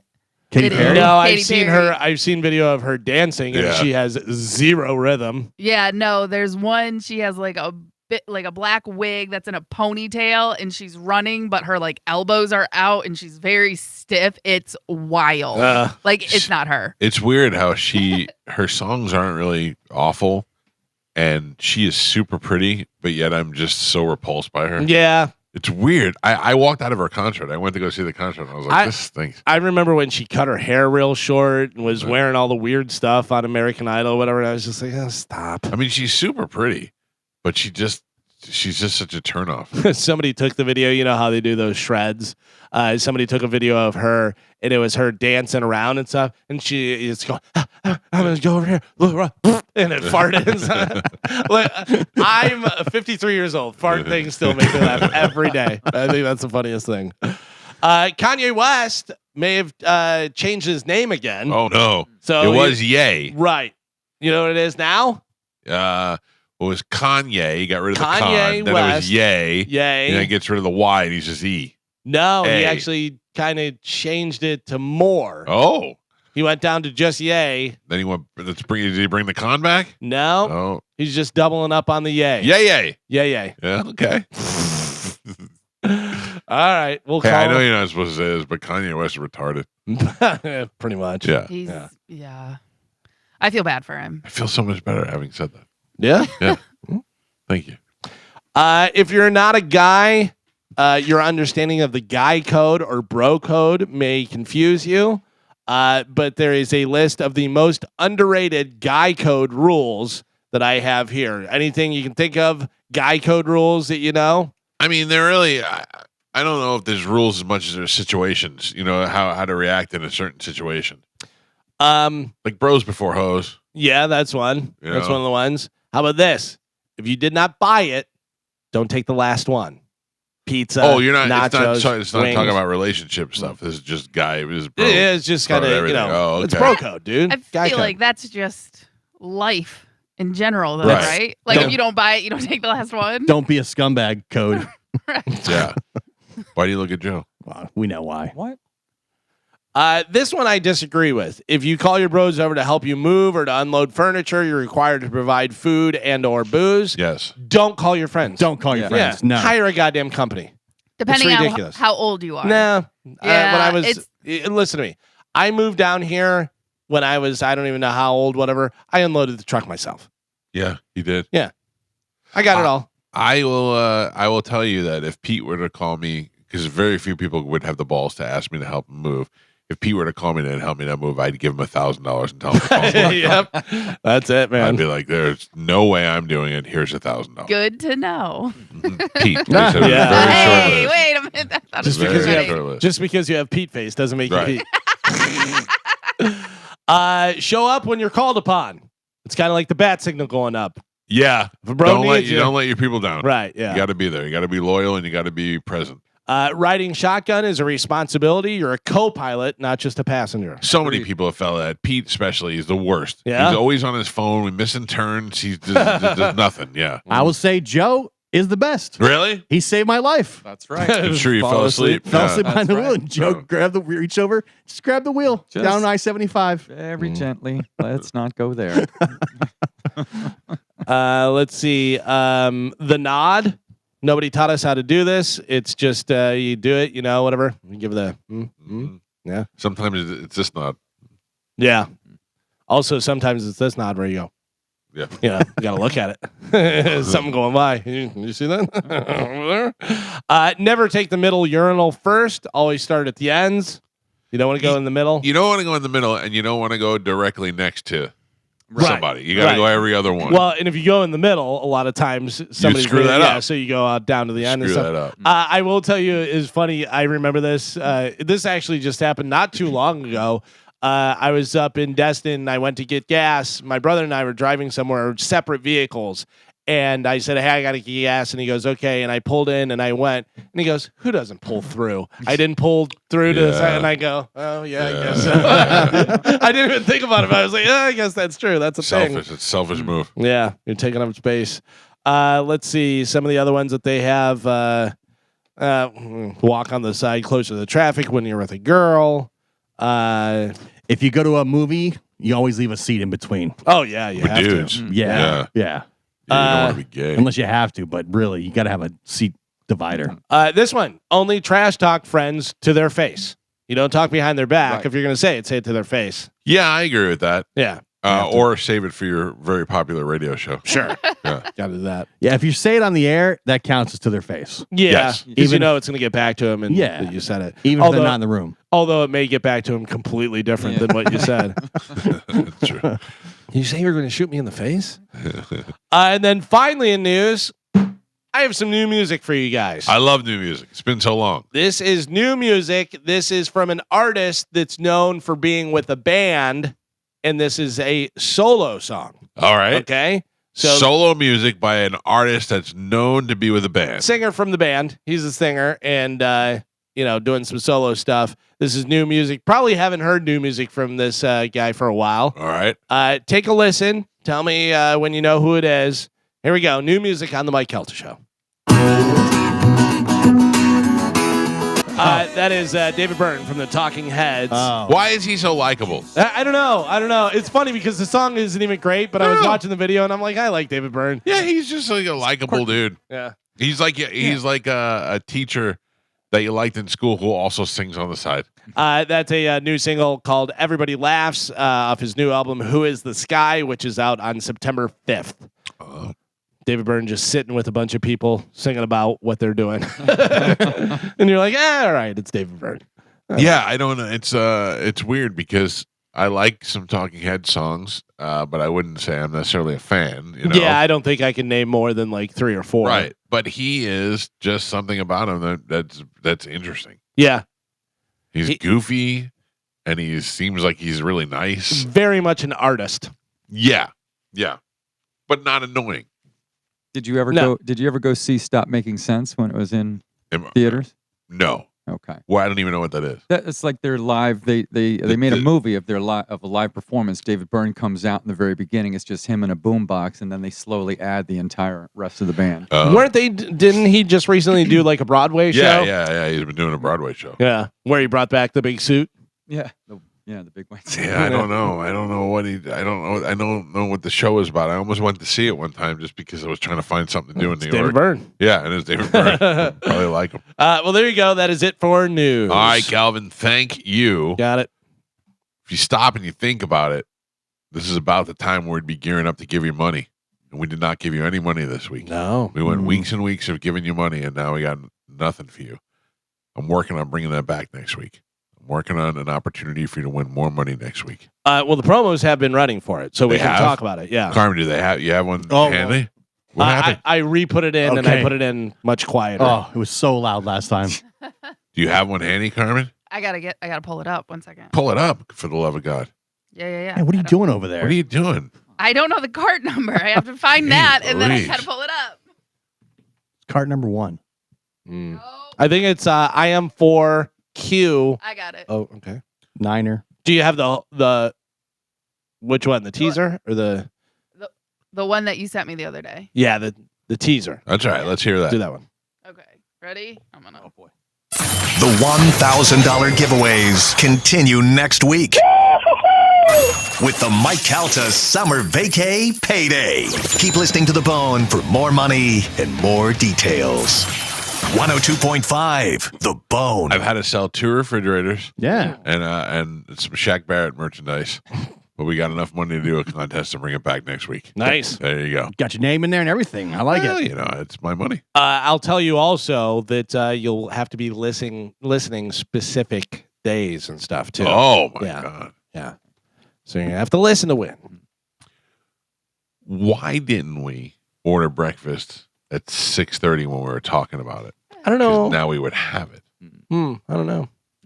Do you want to? No, because now by the time we order it, the show's going to be over by the time it gets here. No. It would get there by like 8:30, 8:45. Yeah. Depending on what you order, where you order from. Where can we get fried Mexican street corn from? Wait. Because now that's all I could think I about. thought we were going Einstein. Maybe we'll go Einstein. Sounds good to me. It's too late. Joe, you get a car. Too late. It's never too late. Yeah. I feel like it's too late too. All right. No, you're not supposed to do it. Come on. I mean, you had ice cream last night. What was better? Oh, I'm not being like it's not healthy. No. I'm saying what goes better with ice cream and nice, Bagels. breakfast sandwich. Yeah. Let's take a break. We'll think about it. All right. Galvin's got a brand new open letter. We'll do that next. It's the Mike Calta Show. This is 102.5 The Bone. Carmen, Yes. we ordered breakfast. Oh. Yeah. Nice. It was my brother's fault. Oh, did he order it for you? No, when we went to break, he sent us all a picture of the Einstein bagels. They have a new breakfast sandwich. Yeah. So now we got Einstein on the way. Super biscuits and gravy sandwich. Listen, I had a protein shake and some watermelon. Oh. It was delicious. yeah. Yeah. Trust me, not what I wanted. Yeah.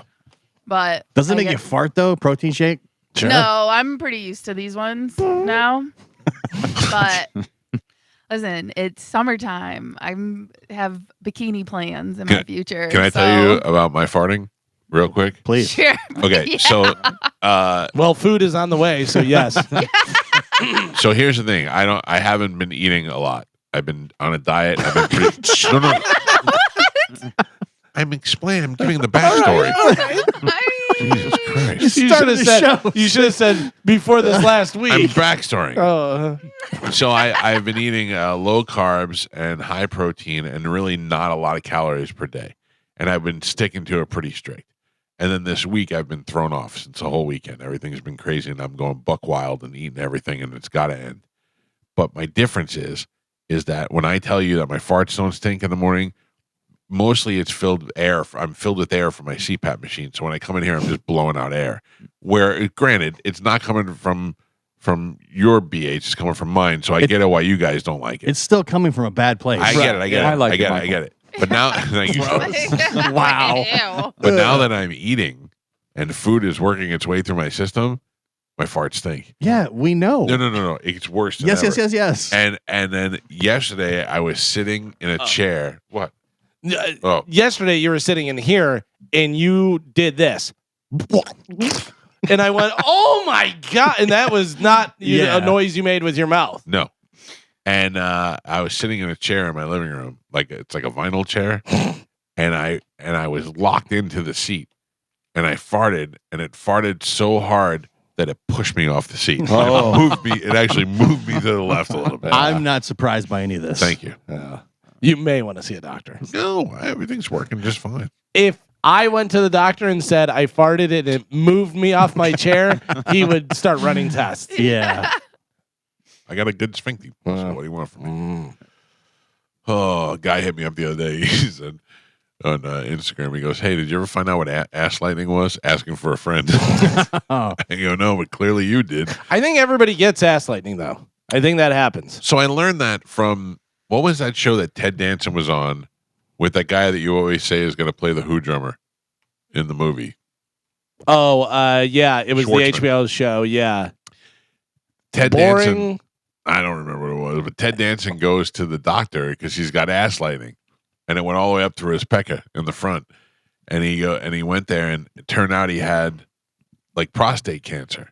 Bored to death. bored to death. And the kid said, "So is that what it was? The prostate cancer?" He goes, "No. Turns out that's just nerve endings. Everybody has it. It's normal."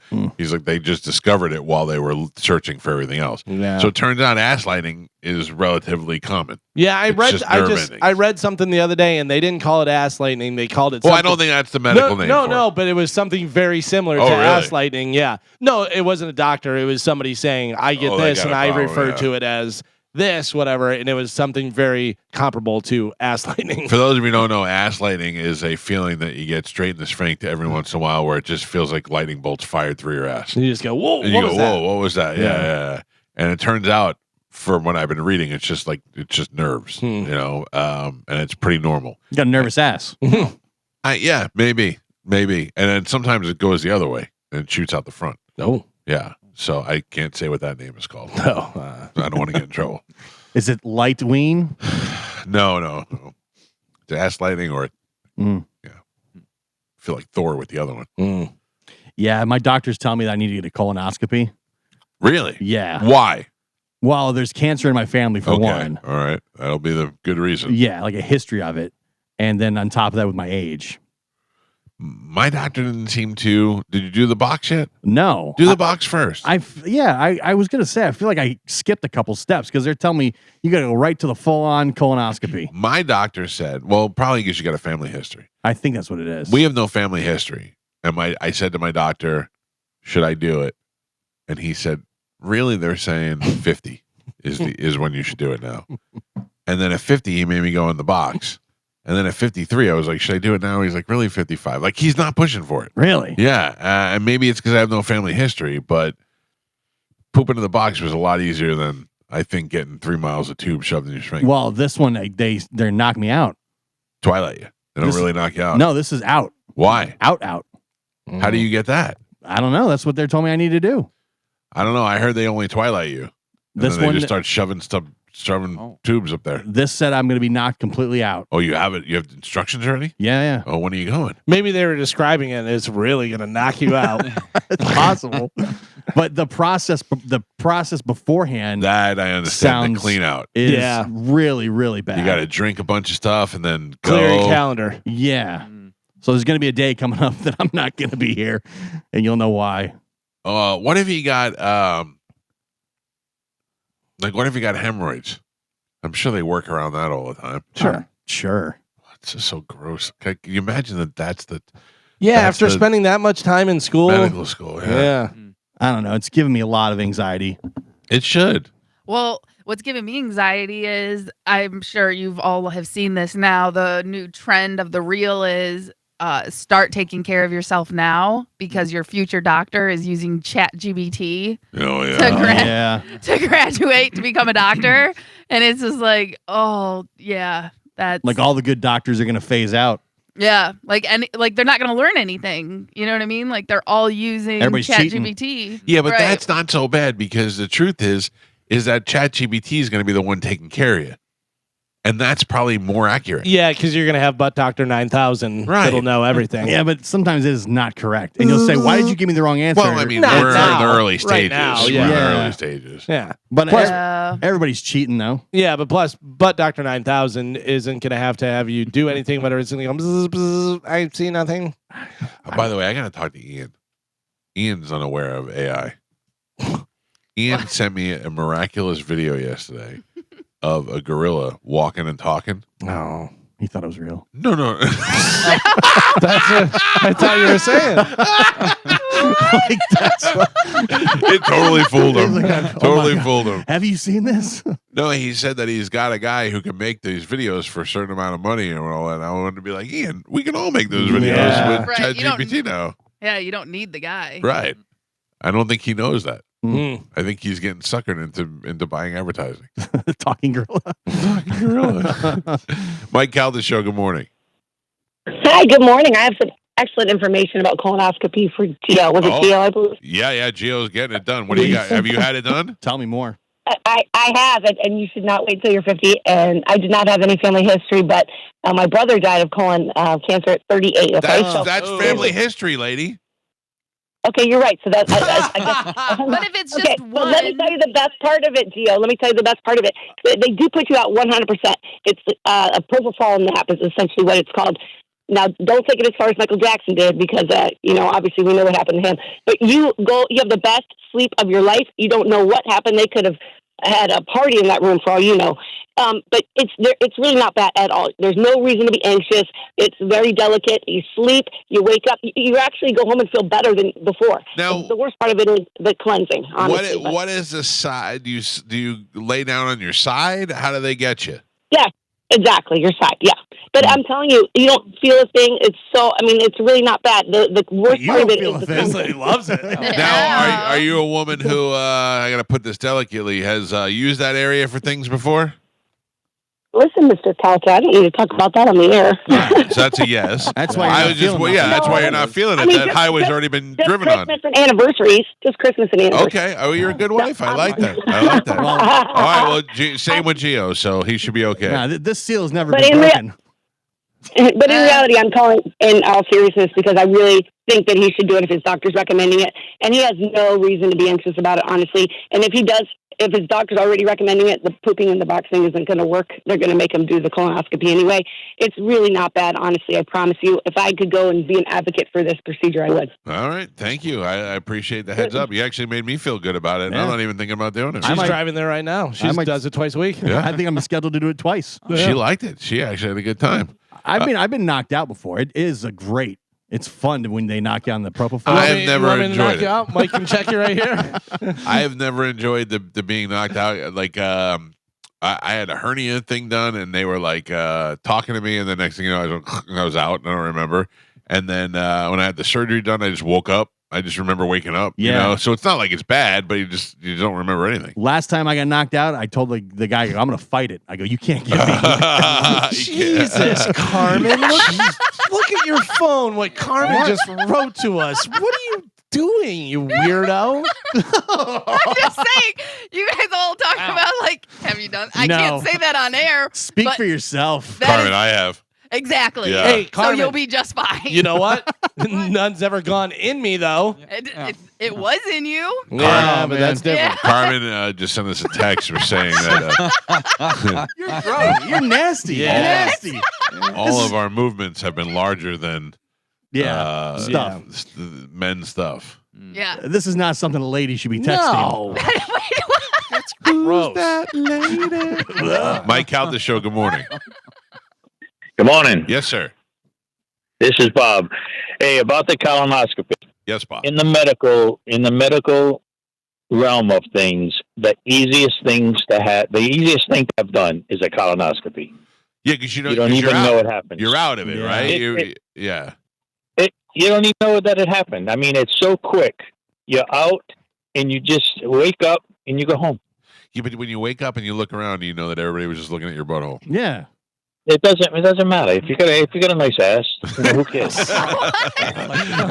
Thank you, Bob. Well, Thank also, you. I think he's confusing it with calamari. Was he saying No, that? he's like colonoscopy. Oh, okay. All right. He's a little accent. It is when you're going to go, you get wheeled into the room and then you know what's about to happen. Also, Hey, everybody, get ready. also, the most embarrassing thing is, oh my God, I listen to your show all the time. No. Oh, thank you. I hope that doesn't I'm happen. about to look at your butthole. Yeah. That has happened. Yeah. That You're gonna put the O in Geo. Oh my God. Mike Calta Show, good morning. I'm going to cancel it. Yeah. Oh, okay. Mike Calta Show, hello. Hello. Yes, sir. Yeah. Good morning, Mike. It's my name is Alex. What's up, Alex? We met quite a few years ago, and I wanted to just say thank you to you because you always talk about the lifeguard imaging. Yeah. And I finally went to lifeguard imaging, and they discovered some blockage in my heart. Oh man. And How bad was your score? How high was your score? Well, it wasn't too bad. You know, they didn't have to do a stent or anything, but Right. they definitely found stuff. So I've been going to the doctor now, the cardiologist. They're doing all kinds of tests on me to make sure that I'm going to be okay. But there's a bit of a blockage there, and it's because of you. It's I listen to you every morning, and you guys keep talking about the lifeguard imaging. So my wife and I went, And finally, I said, "Oh, okay, let's go check it out. I'm getting old, and so I thought, let's do it." Well, And that you guys were talking about colonoscopy this morning. It's not a big deal, man. It's a piece of cake. Okay, it's all right. well, It do you know shouldn't look like- Lifeguard does a virtual colonoscopy where instead of shoving the tube all the way up, they only have to go up, but it was like 2 inches or something, and they do it that way. And they actually see more than a colonoscopy because it could read through the folds of your colon. Alex, I'm glad that you went, and I'm glad that you found the blockage early. That could help absolutely save your life. And also, my wife and I are talking, we have to go back for our second scan and compare it to the first scan. Oh, well, I don't know what happened there. But thank you for your call, sir, and I'm glad that you got into lifeguard imaging. Listen, I'm not going to tell you guys to do something on the show or use a business or a company that I don't use myself, and lifeguard imaging is a literal lifesaver for a lot of people. By the way, I don't know if you want to compare a colonoscopy with cake. He said it's a piece of, he said it's a piece of cake. A piece of cake. Should not look like cake. Mike Calta Show, good morning. Hello. Thank you. Mike Calta Show, good morning. Good morning. I've had 2 colonoscopies, and they were great. The nurse will hold your hand, and you're in a dark room and laying on your side, real comfortable. But the second time, they did a gastro also with the colonoscopy, and I just asked the doctor if he would please do the throat one first. What I don't even know what that thing is, but yeah, I'm sure there was a joke there. Yeah. But I mean, I don't. I've had that too. The endoscopy where they go through the throat. I've done that. Yeah. Yeah. That's not pleasant.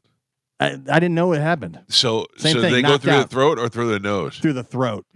Dr. D likes to put that thing up my nose and then go down my throat. Oh, really? Yeah, and he wanted to, and when I was having acid reflux really bad, he wanted to look and make sure it didn't damage anything. That's what I had to do. So he went in my nose and down my throat. Now you don't really feel it once it goes in your nose, but I'm so ticklish around my nose. I'm like, just shove it in real quick. Don't dance around it. I need to get a. I must be going to a different doctor because they knocked me out for that too.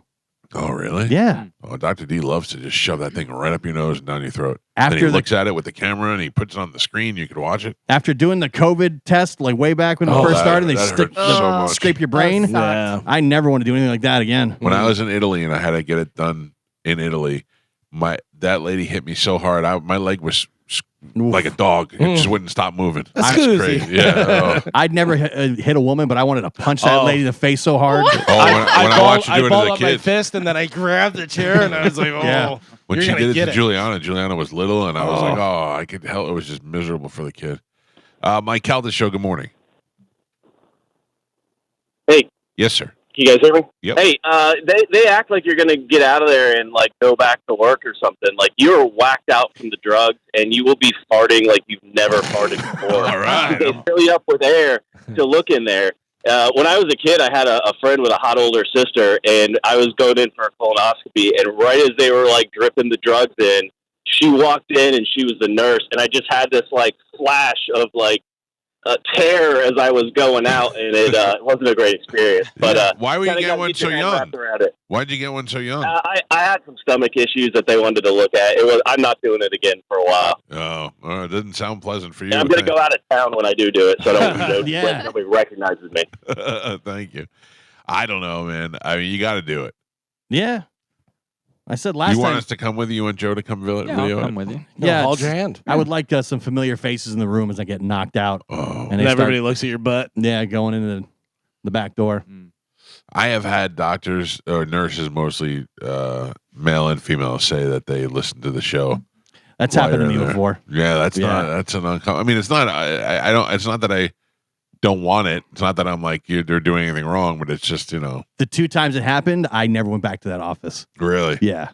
Do you know that I went? I didn't go to a cardiologist. I went in there for an appointment, and the minute I walked in, the room is filled with people. And the minute I walk in, the lady goes, "Oh my God, we're Spanish." Yeah, I went out and never went back again. Yeah, same with me. I was like, no, that I don't mind talking about that kind of stuff and being recognized for that stuff, but I'm coming in here because I may have a problem with my heart. The last thing I want is some scraggly bitch from Jersey screaming at me about Spanish. Yeah, the last time it happened, the guy just randomly asked me something about the show.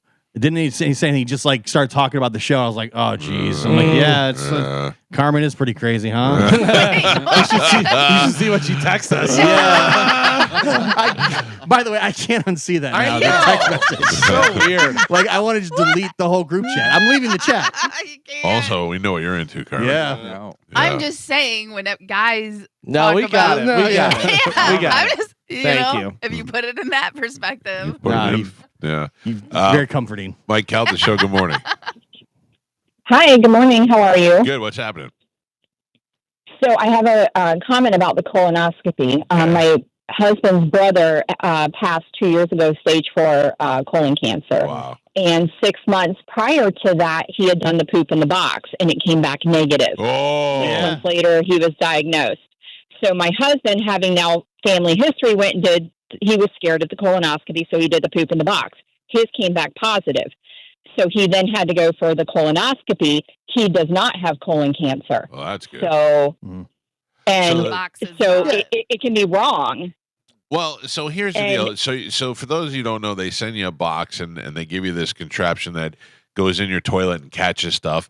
And then you put it in the box and you ship it off and they look at it. And Well, if they you- see any, You put it in the box, and then you have an old man deliver it for you. Deliver it for Yeah. you, Joe. And then they test it. And if they see any indication that you may have indicators of cancer, then they'll tell you to go get the colonoscopy or whatever. I have had no family history and I have had no issues, and my doctor said do that. And I also did another thing, which I forgot it was a name. It was named after a color. I don't know if it was red or blue or something. It was another test for indicators of cancer that came back negative. So I think that I'm in pretty good shape. But I'm not saying that I won't do the colonoscopy. It just doesn't seem to be a huge demand for it right now. I can tell you, if you do the poop in the box and they recommend the colonoscopy, they won't pay for your insurance. They consider the poop in the box your pay. But also, if you do the colonoscopy, I would recommend, because I went ahead and did it too, the Miralax Dulcolax prep instead of the gross drink. Oh, really? So just ask your doctor for the Miralax Dulcolax. So you're just drinking the tasteless powder and then doing pills. Okay.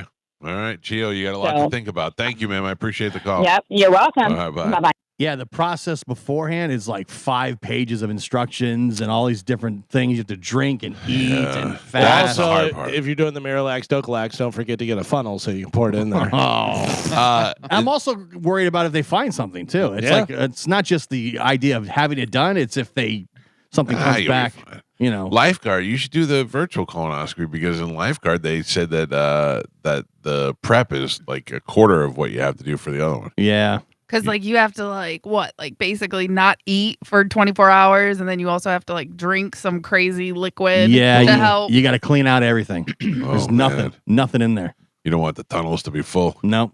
It's going to be like that video where they can't get the dam to go through and they have to run a tire through it, clear everything out. Oh, holy cow! This has made me feel even worse. Old boot and a license plate fall out. When are you supposed to do this? Later this month. Okay. Yeah. Well, we'll all be there to support you. Thank you. Yeah, Thank no you. problem. That helps. Good luck. Will you have to? What if they come back and they're like, "Hey, ease up on the burger guy"? That's not going to happen. No, I'm seriously. Only they don't call me. Nobody calls me Burger Guy except. But what if the guys who look in your butt a few call jerks you that I work with? I'm letting you know your doctor calls you Burger Guy, whether you've heard it or not. It's on your chart. Yeah, he goes, where's the chart for Burger Guy? I don't believe that to be true. Well, I wish you the best, Gio. Thank you. Thank you. Galvin has a brand new open letter. It's we got off talking about colonoscopies and all that stuff. I'm going to take a quick break, come back, and we'll get to that next. It's the Mike Calta Show. This is 102.5 The Bone. I am all ready for the summer. My air has been cranking, and I'm feeling good about it. Good. Yeah, I got 3 units, making sure that this house is as cold as it could be at all times, and not having any problems. $29 to have them come on out and get that all set. Galvin. Yes. I know it is a little late, but it's time to check in with you because you have a brand new open letter. And now, an open letter from Galvin. This is an open letter to protesters. Dear protesters, seriously, protesters annoy me. all protesters, even ones I agree with, annoy me. You could be out protesting and saying things like, in the summer months in Florida, we should have naked women handing out free ice cream, which I completely agree with, but I'd still be like, all right, stay out of the road, though, you idiots. I saw Tom Morello from Rage Against the Machine, who I like, out protesting in L.A., and all I could think was, shut up, idiot. Go make some weird noises on your guitar. I feel the same way about protesters as I do as the guy at the concert that yells at everybody and wants them to stand up. I paid for my ticket. I'm going to do what I want. You want to stand up? Go ahead and stand up. Leave me alone. I got to be honest with you. Protesters in L.A., I'm kind of getting mixed signals from you guys. You're in a country illegally, protesting and saying you don't want to be kicked out of said country, but you're destroying things with fire and bricks in the country while carrying the flag of another country that you left because you want to be in this country. Do I have that right? I'm not really sure anymore. Nailed it. I know that the squeaky wheel gets the oil, but I don't know what the hell you're squeaking about. I'm protesting because I'm a disruptor. I don't know about that. When I think of a disruptor, I think of someone like Mark Cuban that came in and changed the industry and made billions of dollars. You just seem like an asshole in jeans and a t-shirt holding a cardboard sign and blocking traffic. 9 times out of 10, protesters have no idea what they're actually protesting. And let's be honest, majority of protesters are just waiting for someone to smash a window so they can start looting. Free Palestine, Black Lives Matter, Occupy Wall Street, crash, broken window. Good luck, everybody. I'm out of here. Daddy needs a new Nintendo Switch, too. I'm Galvin from the Mike Calta Show, and this has been an open letter to protesters. I watched a lot of it yesterday. Yeah? On TV. How they doing? Well, I mean, like I can't quite. It's with you. I'm getting mixed signals.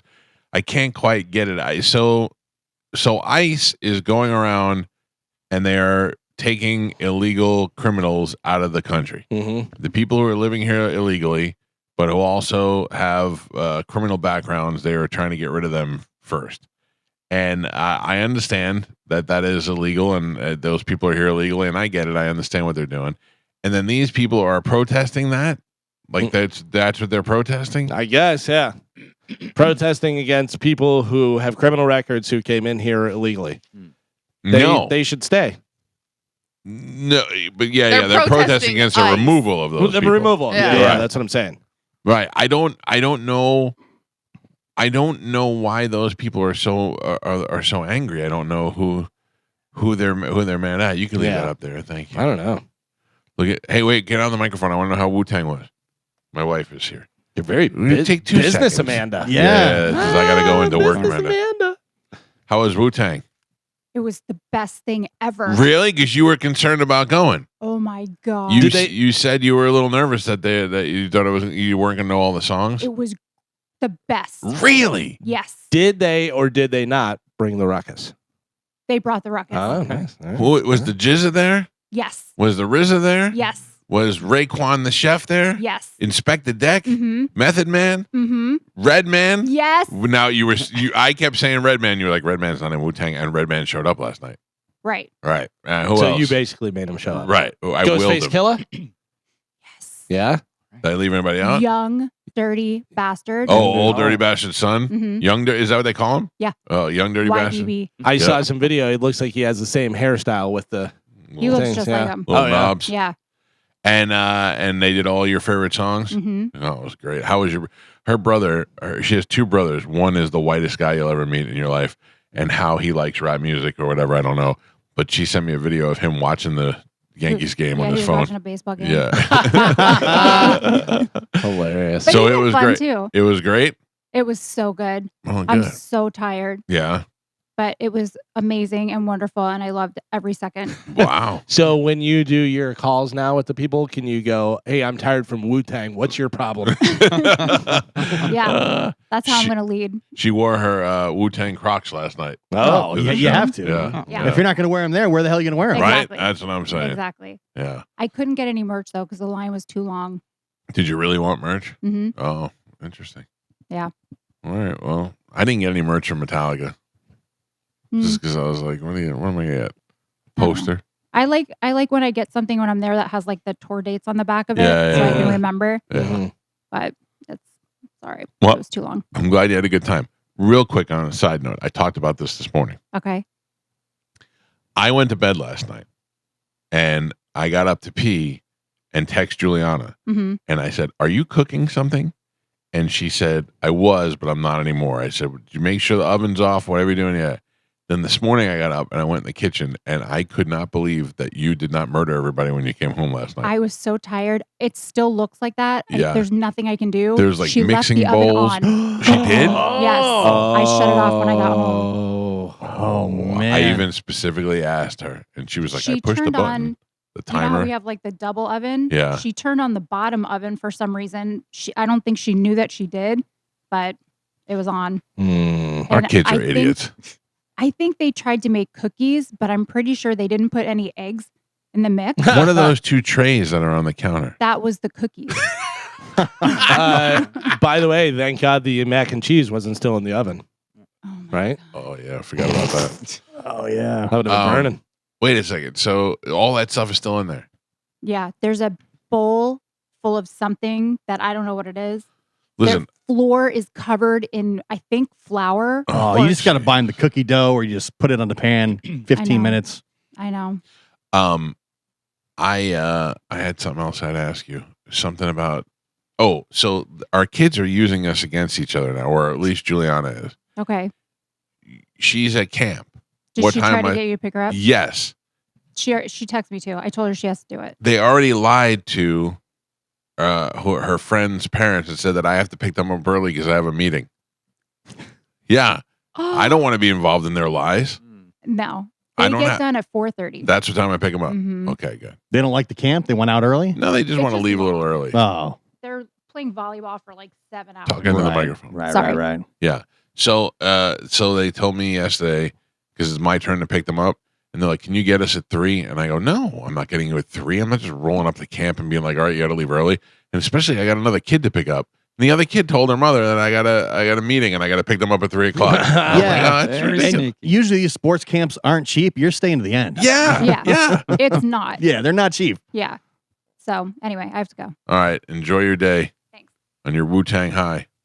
Thanks for bringing us our food. Yep. Thank you for that. Skinny lady. Thank you. Oh, Not you. Oh man. Wu-Tang. Yeah. I'm so glad I didn't have to go. did you have to go in the past? Is it like she drug you to Wu-Tang? No, but I've been to shows like with her that I didn't want to go to that I ended up liking, like Post Malone. I didn't know. I mean, I knew some of his music, but I didn't want to go to that show, and I ended up loving Yeah. it. And then we went to New Kids on the Block and Paula Abdul and somebody else because she loves New Kids on the Block, and that was one of the most amazing things I've ever seen. Paula Abdul does nothing but lip sync the entire time, and then it's Boys to Men and New Kids on the Block. They basically are doing a strip show for a bunch of horny old women, and it's the coolest thing ever. You Like loved it. I Loved did it. because Yeah. I was like, these guys, this is the great. Like they're each worth like millions of dollars each, and now all these girls want to do dirty things to them, and all they have to do is go out there and thrust their hips a little bit, and all the girls go crazy. That's the best life ever. Because when they were in their prime, those girls were kids. You're right. Yeah. Now they're horny so old they- broads. yeah. Now they're 40, 50 years old. Oh man. I saw some video of Wu-Tang and they had a band up there. Oh, did they Yeah, really? they had a band playing with them. Or Yeah. at least some musicians I saw, I think that's pretty cool. Yeah, I think that's really cool. What's the one concert that you love the most that you didn't expect to love? I know mine is Oh. easily. I went to an Usher concert one time, Really? and it was awesome. Was it really? Yeah, my wife wanted to go, and I Yeah. went too, and it was awesome. He was a great performance. Yeah. I was like, this he is could great. dance and he does it all. Oh yeah, and they had full stage lights, the whole 9. It was great. Do you know yours? I don't know if I've been to a show that I didn't really want to go to. Like your wife didn't make you go see any of her crazy bands? They like the They same didn't- music though. Yeah, but we I like a lot mean, of she those likes things, some so- other stuff that he doesn't like. Yeah, but I'm usually like, nah, Nah. I'm not going. I'm out. She I, makes cocoa. I remember the first time I went to see Jay-Z, I had never seen one person on a stage control a concert like that. Mm. Like Yeah. usually he had a band, but you couldn't see the band. They were like below, I think, but he was just one man on stage, and I never saw anybody take control of a whole crowd like that as one person. It was one of the most amazing things I've ever seen, and I've seen him half dozen times since then. But That was pretty awesome. I can tell you just recently, whenever I went to see Terror, and I didn't care about the other bands, whatever, and I saw the band that was right before them, which was the one that I told you about, Spirit World. Yeah. And I was blown away by them. Yeah. I think they're great. Yeah, so it wasn't necessarily that I didn't like them. You just just didn't know. Didn't know anything, Yeah. and then saw them, and I was like, "Oh, they're great." Yeah, I gotta tell you, I do like seeing live music. I just don't like the whole process of going there. I just wish I could blink my eyes. And I get it. Yeah, right. That's the big pain in the ass. Although it was Metallica was pretty easy. Mm-hmm. Tom's got it dialed in, man. Tom would get you. Hey, boss, we pulled in. I go, Tom, I don't think they like cars over here. And they put up those big concrete things for some reason. Mike They let Yep. Tom in. They let Tom. He can get us right up to the He's door. got a security T-shirt on. That that's the True. first step. That's true. Yeah. I thought about telling Tom one time, just as a joke, going, Tom, I really think it would be better if you're dressed in a tuxedo. Oh, that'd be great. So great. But you know that bitch will one. order a cummerbund in a second. Yeah, blue one, not black. No. Yeah. Bow Look tie. like a driver Cummerbund. with a hat, cummerbund, with a hat and the whole deal, and definitely white gloves. White Don't open gloves. those doors without the white gloves. Yep. That's what I wore to my prom in my senior year. I had top hat and cane. Boy, were we jokesters. I believe you. Mhm. Here come the cool guys with the hats. Yep. We were Dumb and Dumber before Dumb and Dumber. Yeah.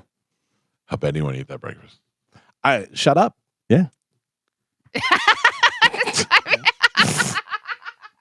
Will do. I feel like you're purposely talking longer than you should Right. because breakfast is here. Just standing there staring at us.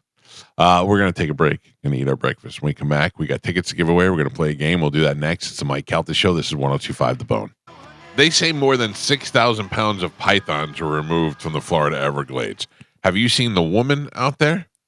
No. They call it the python mistress or something like that. I watched her on the news yesterday pulling pythons out of she's caught like over 500 pythons. That looks very, very dangerous. How do you But hunt it down a doesn't. python? It doesn't, though, because they just basically walk up to it and then they hook it and put it in a bag and they're done. But Like I nobody think, ever gets bit or anything. I think like amateurs can just go out there and they have like contests Yeah. where you can win a bunch of money for whoever For the gets the biggest most, one or- the biggest one, or whoever gets the most, or whatever. Yeah.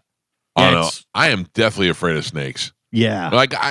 I shouldn't say deathly afraid. If there was a snake wrangler in here with a snake, I would touch it. Like I'm not that afraid. But if I was in my living room and I saw a snake on the floor, even if it wasn't very big, it would freak me out.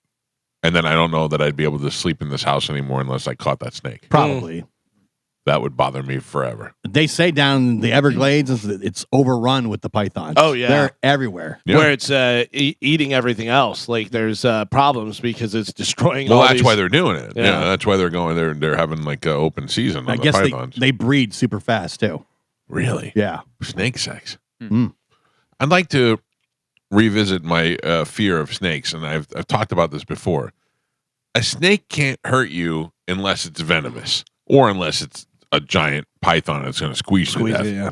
But if you saw a snake on the floor and that snake was 3 feet long, it's not doing anything to you. Dude, my sister-in-law has a ton of snakes, like as pets. But why are you And she- afraid of a snake? I don't know. Because you're afraid it's going to go in your ass Yeah. Have or you in ever, your mouth. have you seen the videos of the babies and they put them around Oh, yeah. snakes and stuff? They're And totally fine. It's trained fear. It's literally learned behavior. And the interesting thing is, a lot of animals will attack you because they know that you're nervous or scared, Right. and it sends them a signal that it's bad for them. So that's why they attack first. Like Carmen's saying, you put a baby that has no idea a snake's bad or anything, and it's just like, oh, snake, and it goes over and hits its head and stuff, and the snake's like, whatever. Yeah. I definitely agree when the animals feel fear and they strike first because they're scared. I'm always worried of my dog getting bit by a snake because he's a Yorkie. He's Yeah. small, and it could be bad. I had a dog that got bit by a snake, and it was like a Weimaraner mix. It was a bigger dog, whatever. It could be bit right in the face by a snake. So I gave it Benadryl because that's antihistamine, whatever, and then took it to the vet. and they gave it some stuff. Whatever, it was fine, but it was just all swell. I felt so bad. I felt so bad because it was out there barking, and then came over and just had two like big, puncture holes in its face, and I was like, "What did you do?" I'm worried he's gonna be sniffing around in a bush, and then bam, get him. Yeah. You wouldn't like it over here. Connie, my neighbor, sent me a picture the other day of a baby alligator in her lawn. Oh yeah, yeah. I mean, there was one in my neighbor's house, like in his driveway. Oh really? Yeah, because I'm backed up right to a preserve. Yeah. So there's all kinds of wildlife.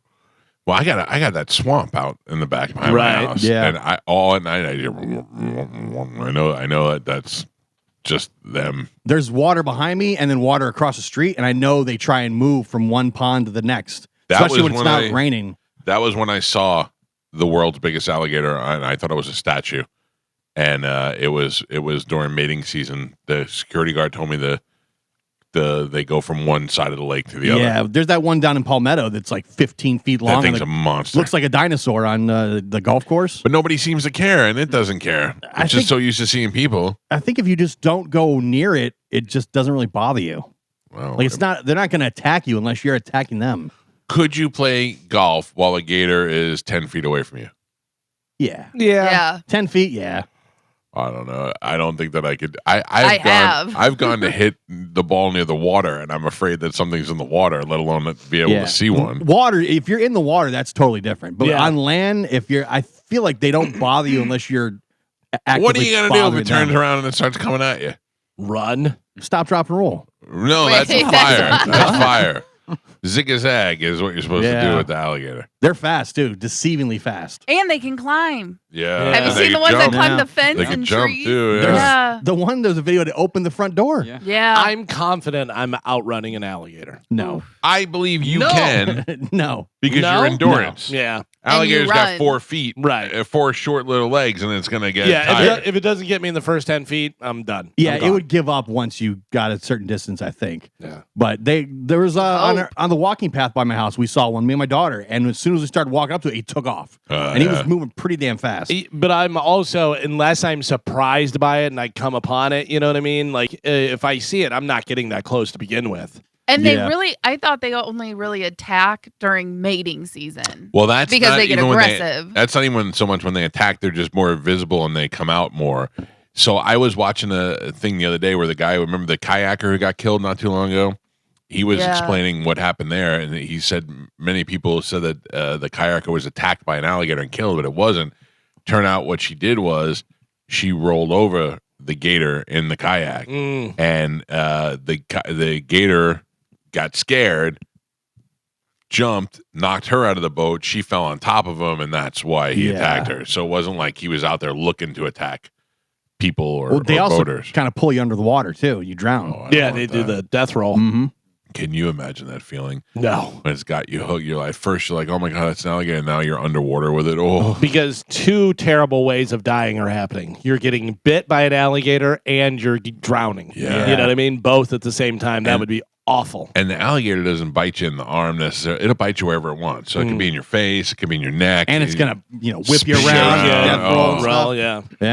I love, there's a video that's going around of a guy on a highway, and he pulls on the highway and tries to like jump on the alligator like he's obviously seen on TV. Right. He goes horribly wrong, of course, bites him right in his knee, starts tearing him all up. Yeah, and that's the great thing too, is he thought, I'll be able to get away, and it gets him, and you're not getting your knee, your leg out of the alligator's mouth. Thousands of pounds of pressure on and the the jaw. teeth in. Yeah. He's punching in the head, and it's not doing anything. That's the thing. I always think, what would I do? I thoughtfully, I would try to poke it in the eyes, but who's going to think to do that when you're in its jaws? Yeah, I think I would imagine the pain is so intense, you're just trying to do anything, get the jaws open somehow. I wonder if you even feel the pain at that point because your adrenaline's probably so high and you're so freaked out. Just the idea of, oh my God, I'm being attacked by the alligator. Enough. These are things that I hope I never find out in my life. I could live and die happily without knowing any of the answers. I worry about my dog all the time because he's only like 10 pounds, and an alligator would just eat him up. Yeah, you're a snack.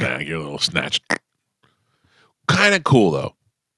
Like I was driving over the Howard Franklin Bridge and my T-top flew off my car one time, and I went, oh my God. And then I thought, it was so cool to watch it that I almost let the other one go too, just to see what it looks like. And so like I don't want to see your dog die, but it would Stop. if that Stop. just No, if don't it even just say it. came out, snatched it really quick, and all you just heard was whoop, and it's just done. Oh my god. No. That's horrible. I know, I don't even know why you would say that. because I don't have a little dog. No, you're just void of emotion. Yeah, when it comes to dogs, for some reason I am. You're not though. If Not my dog. Yeah, if something happened to your dog, you'd feel terrible. I looked at Mabel yesterday and I was like, I actually said these words out loud. I go, "You're such a pretty dog," and I went, "Who am I?" Oh, Whatever yeah. I become. Yeah. You said that like the I constantly say. I don't know whether my dog is tired of hearing me say how pretty she is. Yeah, I don't. And- I'm not a big I compliment. kiss my dogs and cuddle them. And Carmen, I kiss my dogs and I was saying it out loud in front of my wife.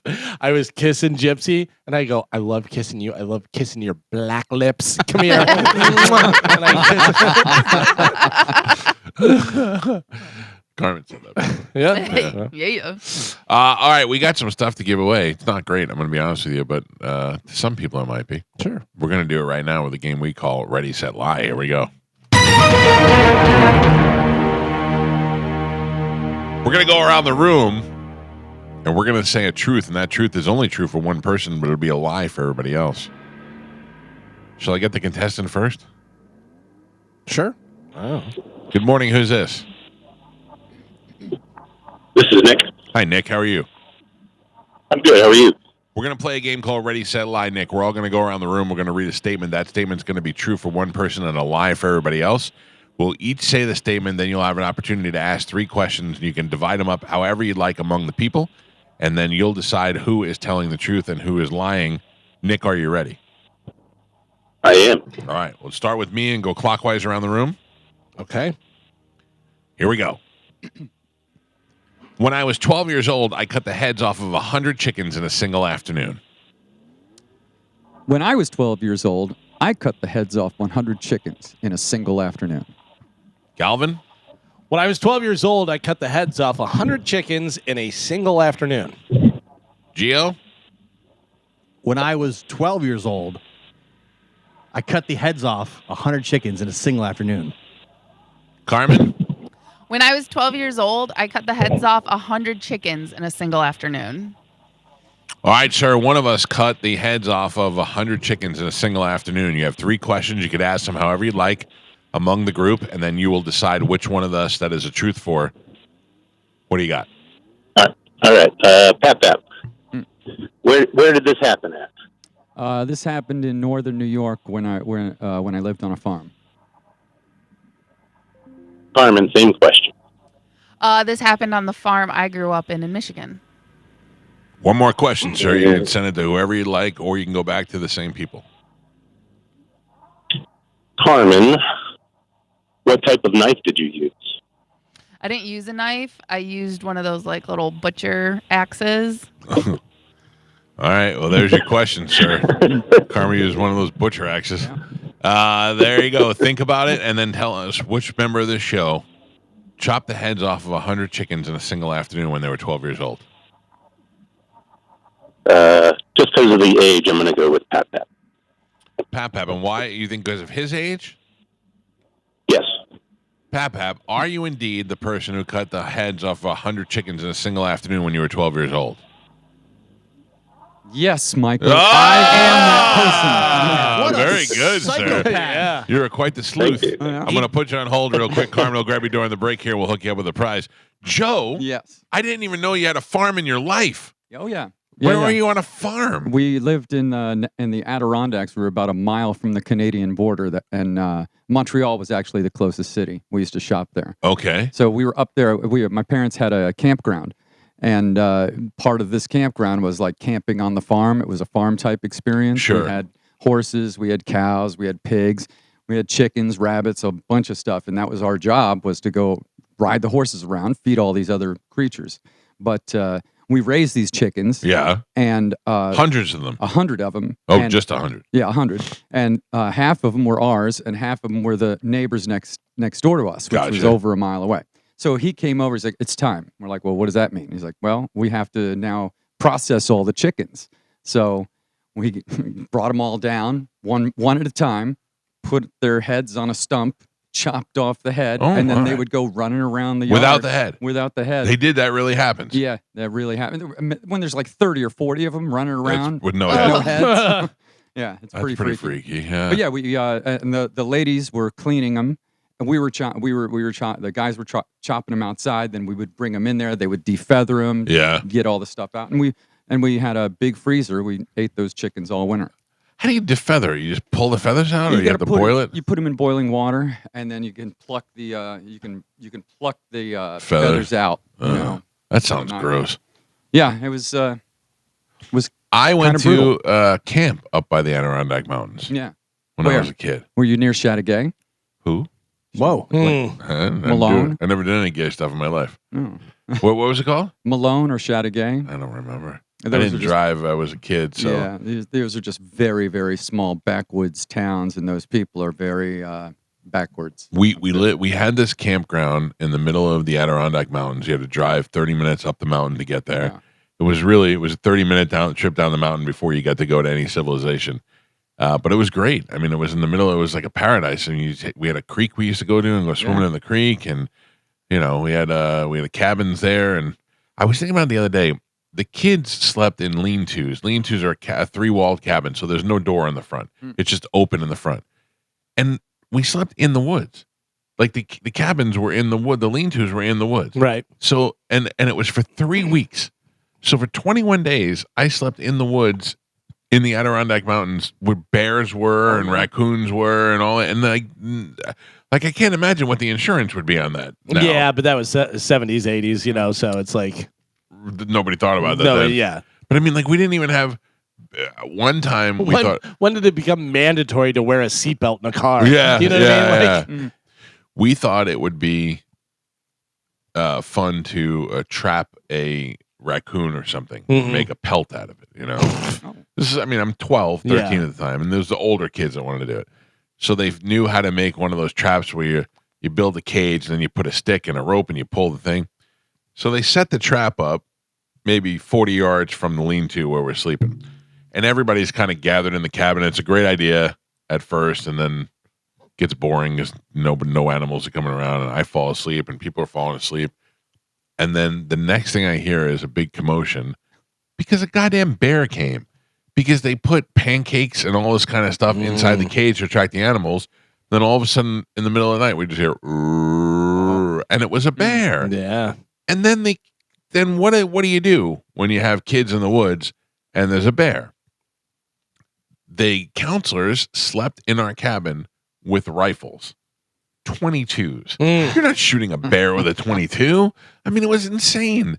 I think back now and I'm like, how, my mother didn't know any better, but I mean, how dangerous that was. Yeah, but we discuss that all the time, how dangerous everything, life. you know what I mean? Because I had 3 older brothers, and my mom used to tell us to go outside and ride our motorcycles or shoot our bow and arrow or, get out of the house, do something, whatever. Yeah. It was just all the most dangerous stuff. Yeah. That was the other thing we did, bow and arrow. Yeah. They had bow and arrow there, and that was the first time I ever fired a gun, and that was when one of the camp director's son, who was all coked up, would show up there second weekend, and he would, he was older, he was an adult, but he'd come up there, and he had one of those Uzis that folded out on the bottom, and he would shoot the Uzi on the camp. I'm like, no parents knew about this. Yeah. No parents, and he'd run out and roll out and get up like Miami Vice, and we're all one bullet in, crank it, 22, take it out, one bullet in, and then this guy rolls out with an automatic weapon. But think about how many things you did where you look back now and go,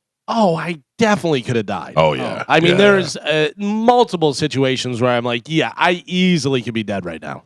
Yeah, a lot of it's around that camp, really. Although I credit that camp with probably making me a much stronger adult because I used to be afraid. Before I went to that camp, I used to be afraid to stay home alone when my mother had to go to work or whatever. And then after that camp, I was like, yeah, I got this. Right, I'm yeah. fine. I slept in the woods. Right, exactly. With no door. With no door. And bears were walking around.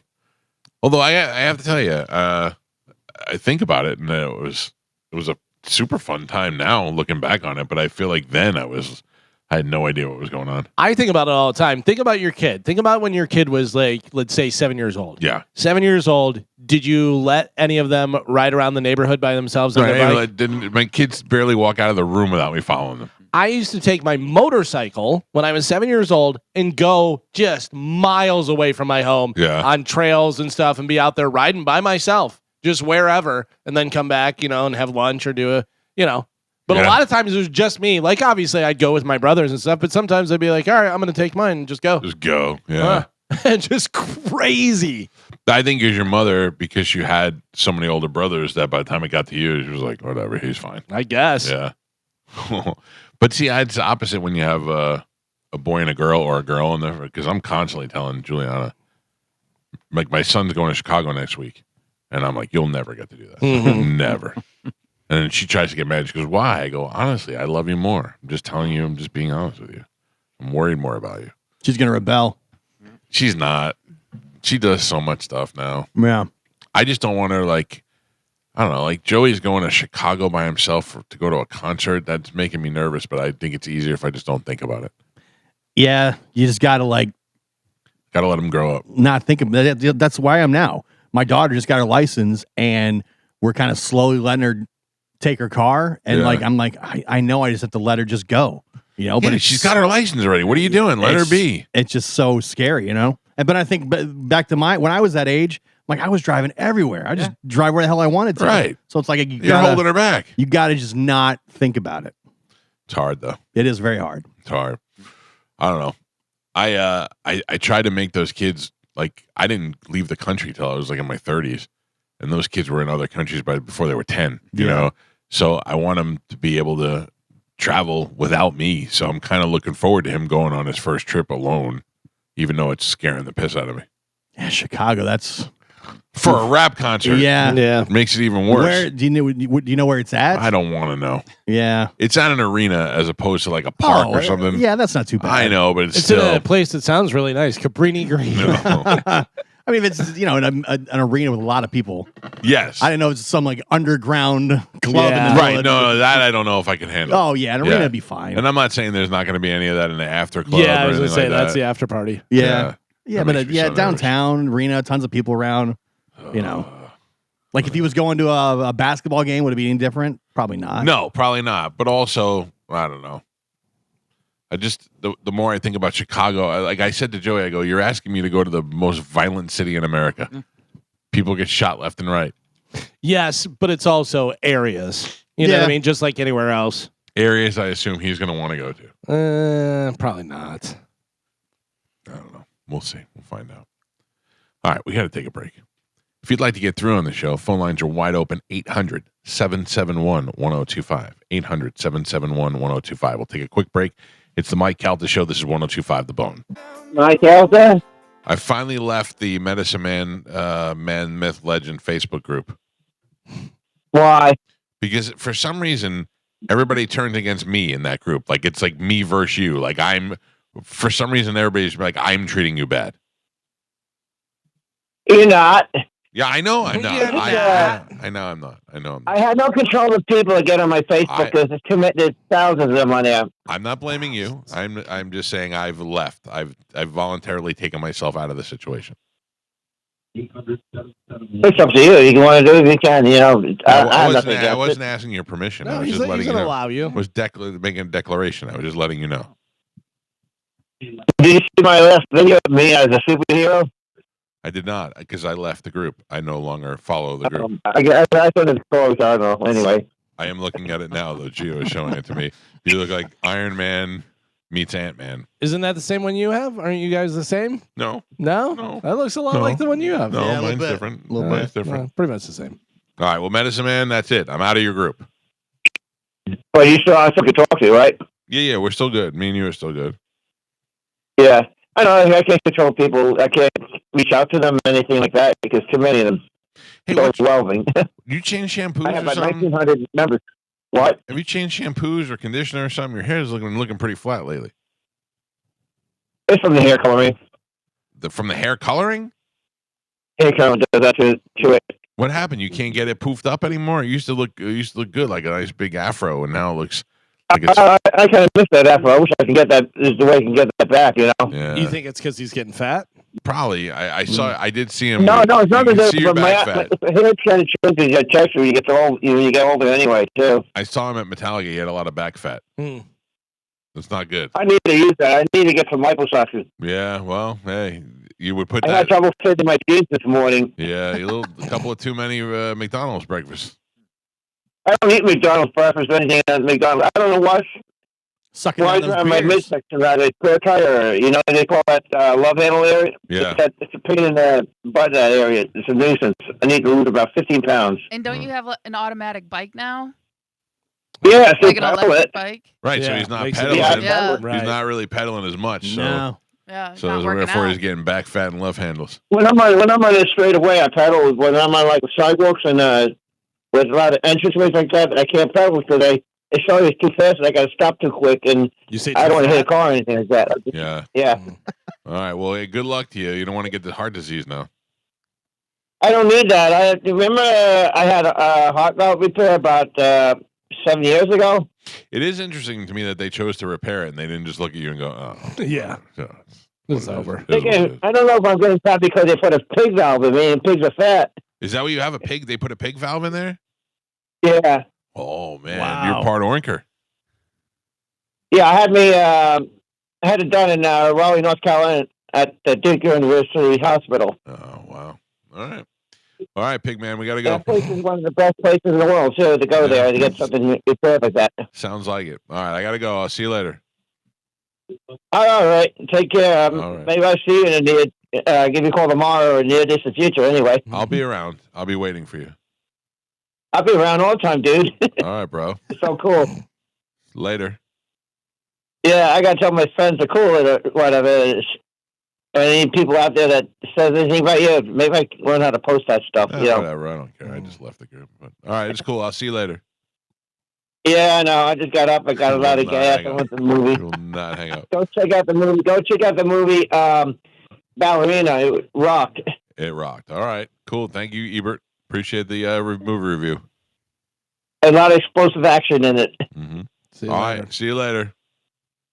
All right. Bye. Bye. Wow. First time we said bye. Mm. Question for you. Yes. I was gonna say, yeah, you're not well thought of in that group. It seems like No, for some reason I'm the bad guy. it's very weird. Yeah, none of you people would know who he was if it wasn't for me. You'd see him, Yeah, and you'd recognize him as the weird guy that's at all the concerts. But the only reason you know who he is because of me.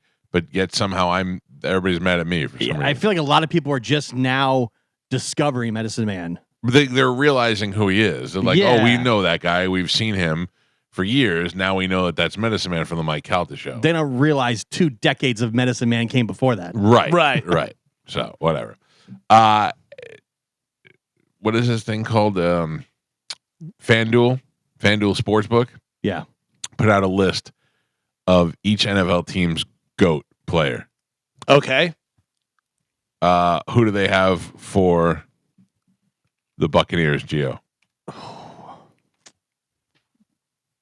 I know who I would say. Yeah, Warren Sapp. They're going to say Leroy Selman.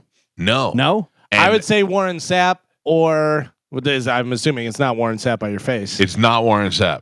Well, if it's not Sapp, it's either Brooks or Selman. Brooks. It's Brooks. Yeah. Yeah. I mean, it's tough. It's going to be Mike Evans. Probably, yeah. It's going to be Mike Evans. Mike Eventually, Evans is yeah. the greatest player they've ever had on that team. That's just it. Who do they have for the Steelers, Galvin? Steelers, I'm going to go either Terry Bradshaw or Franco Harris. Neither. Lynn Swan? Nope. Big Ben? Nope. Oh, man. I would have thought Terry Bradshaw too. Yeah. Are they going like Mike Webster? Nope. Jeez. I mean, Can you give me the position? Here's the thing. It's a very popular player. Was he the greatest from that team? I would say Terry Bradshaw was, but this guy's also very well known. Is it Palomalu? No, older. Has a nickname. The Bus. Jerome, but no. Really? Well, I don't. So a nickname, not Rocky Blyer. No, nickname from when the Steelers, when Bradshaw was on there? I believe so. Mean Joe yeah. Green? Mean Joe Green. Okay. Mean Joe Green, you would say is the greatest player? Or would you No, Bradshaw? I wouldn't. Yeah. I wouldn't. If I'm going Bradshaw. That's what I would have said. Yeah. Yeah. All right, let me give you we won't do all the teams, but Ravens, easy. No, Lewis. Ray Ray Lewis. Lewis. Bills. Flutie. Flutie. Bills, they have Bruce Smith. The Bears. I was gonna say OJ. Walter Payton. Walter Payton. Yeah. Cowboys. Oh, Emmitt Smith. You know it. Packers. Packers all time. Favre. That's what I would have said. Not Favre. Yeah, Favre only won one Super Bowl. Yeah, but it was Brett Favre. Yeah. They have Aaron Rodgers. Really? Future Pittsburgh Steelers All quarterback. right, I like it. Not future. Current. I'm sorry, current. Galvin's Well, all in playing on future. Rodgers now, by the way. 100%. Dude, I was the one that said I didn't want Tom Brady, and then I quickly switched. So Right. I went 100%. Well, if it turns out that way, maybe I should say I don't want him. Yeah. You I know, was like, Brady sucks. I don't want him here. yeah. Boy, was I wrong. Raiders.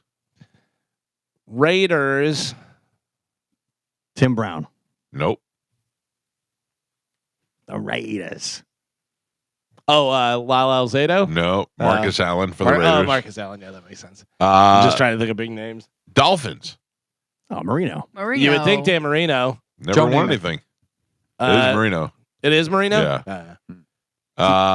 For the Vikings is Randy Moss. Obviously for the Vikings, Randy Moss. Yeah, who would you think? Fran Turkington. Oh no, Randy Moss. Yeah. And then for the Patriots, obviously Brady. Brady. How about the Giants? Lawrence Taylor. Lawrence Taylor. Yeah. Easy. Jets. Gastineau. That would have been my guess. Jets. Rodgers. Fitzpatrick. No. Jets, you're missing one very obvious one. Terrell Revis? No. Or Darrell Revis? No. Or You're Revis very Island? obvious. Old school. Oh, Joe, Namath. Joe Namath. Yeah. Oh, yeah. Duh. 49ers? Montana. No. Oh, Jerry Rice. Jerry Rice. Yeah. That's the thing. That's hard. It's hard a to toss do. up. It's like when with the Bucks, Brooks, Sapp, probably Selman. It's hard. You can make an argument for either one of those. Right, yeah. And then Evans now for sure. I think Evans will go down as the greatest player stat-wise of all time by the time he's done playing. Not to say that, Yeah. Derek Brooks and Warren Sapp. I mean, they're all also defensive players. He's gonna be first ballot Hall of Fame. For sure. Yeah. And he's already done more than any offensive player on that team. Yeah, and has a chance to surpass Jerry Rice this year. Right. If he gets 1,000 yards. Right. He will be He's the great, greatest man. player of all time for the Buccaneers. Probably. Carmen, this might be more up your alley. 7 restaurant chains that customers say are way overpriced. Okay. I have been screaming this from the top of the roof, from the top of their red roof. Number 1, Red Lobster. Oh yeah. I don't even know that anybody. I can't believe people are still going to Red Lobster. But it's seafood, and that's always expensive. But And it's even more expensive. But if you price it's seafood, not as good seafood as other places. if you price out seafood, and the tiny little lobster tails that they give you, Right. you for $16.99 or whatever they charge for this meal, you can get a whole bag of these lobster tails. I'm just letting you know, nobody's going to Red Lobster for a fine cuisine. But They're I going to I Red think people are. I Yeah. think people, when they think seafood restaurant, and they think I'm going to have lobster tonight, But they're going to Red Lobster. See, I think you think that like if you're in the Midwest or someplace north, but we live in Florida, Right. Yeah, so but- we well- have like mom and pop seafood. Right. Like- When I was in New York and we came down here to go to Disney World, Red Lobster was the treat. The one night we went out to the fancy dinner, we went to Red Lobster. So yeah, I mean, we didn't New York. We weren't getting a lot of. Yeah, seafood. but I think Carmen makes a really good point. Being in Florida, I think you know that obviously that's chain. It's just like if you're going to get a burger, you go to a good burger joint. If you go to, sorry, I looked right Yeah, at you. Galvin looked right at me, locked eyes when You he know said burger. You know Slow why. motion. I went burger right to your face. Stupid. I just- And if you're having a steak, it's not like oh man, let's go get a really good steak at Outback. Outback's not bad. You can have a Outback steak. does have good steak. Yeah. But if you're going to get a really good steak, you're going to go to somewhere that's a really nice steak place. Yeah. I wish Ponderosa still was around. Ponderosa was great. Sizzler. Yeah, when I was a kid, Ponderosa was like, man. Yeah. What was Ponderosa? Did they have like? I mean, I know what it is, but I don't remember going inside. Did they have the like Sizzler had the salad bar? Yeah, they did have a salad bar. Yeah. Yeah. But You like, don't get a good salad bar anymore. No. As a kid, if we're going to Ponderosa, like, man, it's going down. Isn't it weird how you serve me broccoli at home? I'm not eating that, but I go to a salad bar. I'll put some cold broccoli on my salad. Yeah. It's so weird. This is ridiculous. They say McDonald's. They say that McDonald's is expensive now. Really? Yes. Very overpriced. Customers were outraged by the size of their Big Mac meat, posting a picture of the burger on Reddit, 2mm Big Patty, and a McDonald's wonders why they're losing sales and blah, blah. I don't know. I mean, I still find McDonald's to be a ridiculously cheap choice if you want to get something. Don't they have a dollar menu and that They kind do. of stuff? I mean, well, I don't. They don't have it anymore, Carmen? No, like their dollar menu it's not like you can get a McChicken for $1 or the cheeseburger for $1. Like they used to have that menu. They don't have that anymore. Oh. But like their regular, like, a quarter pounder, those things, whatever, are like 4 something or 5 something. When I take the girls to fast food and there's 3 girls and I get that bill and it's like $53, Yes. like, oh Jesus, Yeah. what just happened here? Raising Cane's, which I'm not a fan of necessarily, not against it or anything, but I've never been. Yeah, I what's the one? Is that the one in Clearwater? Yeah. Yeah, I know the Jew with the Raising Cane sauce. Yeah, they just opened one in Wesley Chapel, too. I feel like it's a little overrated. Yeah, Well- definitely overrated. I don't know about overpriced. Because it's just chicken tenders. Yeah. You know what I mean? So Right, it's but, not, but like Huey Magoo's gives you something else. If you get a Right. chicken tender there, you don't get anywhere else. Huey Magoo's, to me, and I've had them all around here, is the best chicken finger. Yeah, I agree with you. They just taste great. Five Guys, they say is too expensive. Yeah. 100. ridiculous. I went there with my daughter like a couple months ago, and it was like $40-something. Anytime I've ever been to Five Guys, after I get Five Guys, I go, I don't like Five Guys. Yeah. I don't know. Really? I don't know why I get it. I feel like if I want a burger that's not as fast foody. You know what I mean? So I try, but it's never very good. This is what I think ridiculous. They say Taco Bell is not the value for the money spot it used to be, and I disagree with that. I don't know. Taco Bell always seems like that has cheap options on there too. Yeah, it wasn't like it used to be. When I was But a that's the teenager, thing, it was like 50 cents for a taco. Yeah. Right. You could get like a bean burrito for $1. When I first moved to Florida, there was a Taco Bell right across the street from my apartment complex, and I literally lived off of bean burritos and chicken burritos. Yeah. You know what I mean? But and like it was We can tell. $3. Yeah. This says KFC. I mean, Burrito sorry, girl. Chick-fil-A, I'll and take it shows the picture of the Chick-fil-A nuggets next to a Sharpie, and there's 2 of them, and they're not even the length of the Sharpie. Ugh. That's pretty bad. Same thing what they said with KFC. KFC, the chicken is not even the size of half of your hand. Chick-fil-A not struggling. Not struggling Chick-fil-A at all. is not struggling. But I'm not a fan. Chad loves it. I am also not a fan, Carmen. all Nothing right. against it. I'm just not. It's not my Right. particular thing. I'm not picking that as my place to go. I'm shocked at the amount of cars that'll wait in the drive-thru for Chick-fil-A Yeah. because it's all right, but it's not, I'm not waiting for it. I don't think that they ever have to wait. I think there's always a line, but I think it moves so efficiently that people don't ever get stuck there. That's why it's worth waiting for a minute if you have to wait for the minute or two. They do have the drive-through process down pretty fast. Yeah. Better than anybody. Yeah, and I think that they should teach it to schools. Probably. Yeah, kids, so 100%. they don't have to go through I mean, they that. just got to be making money, just crazy amounts of money. Yeah, they don't have to be open on Sunday.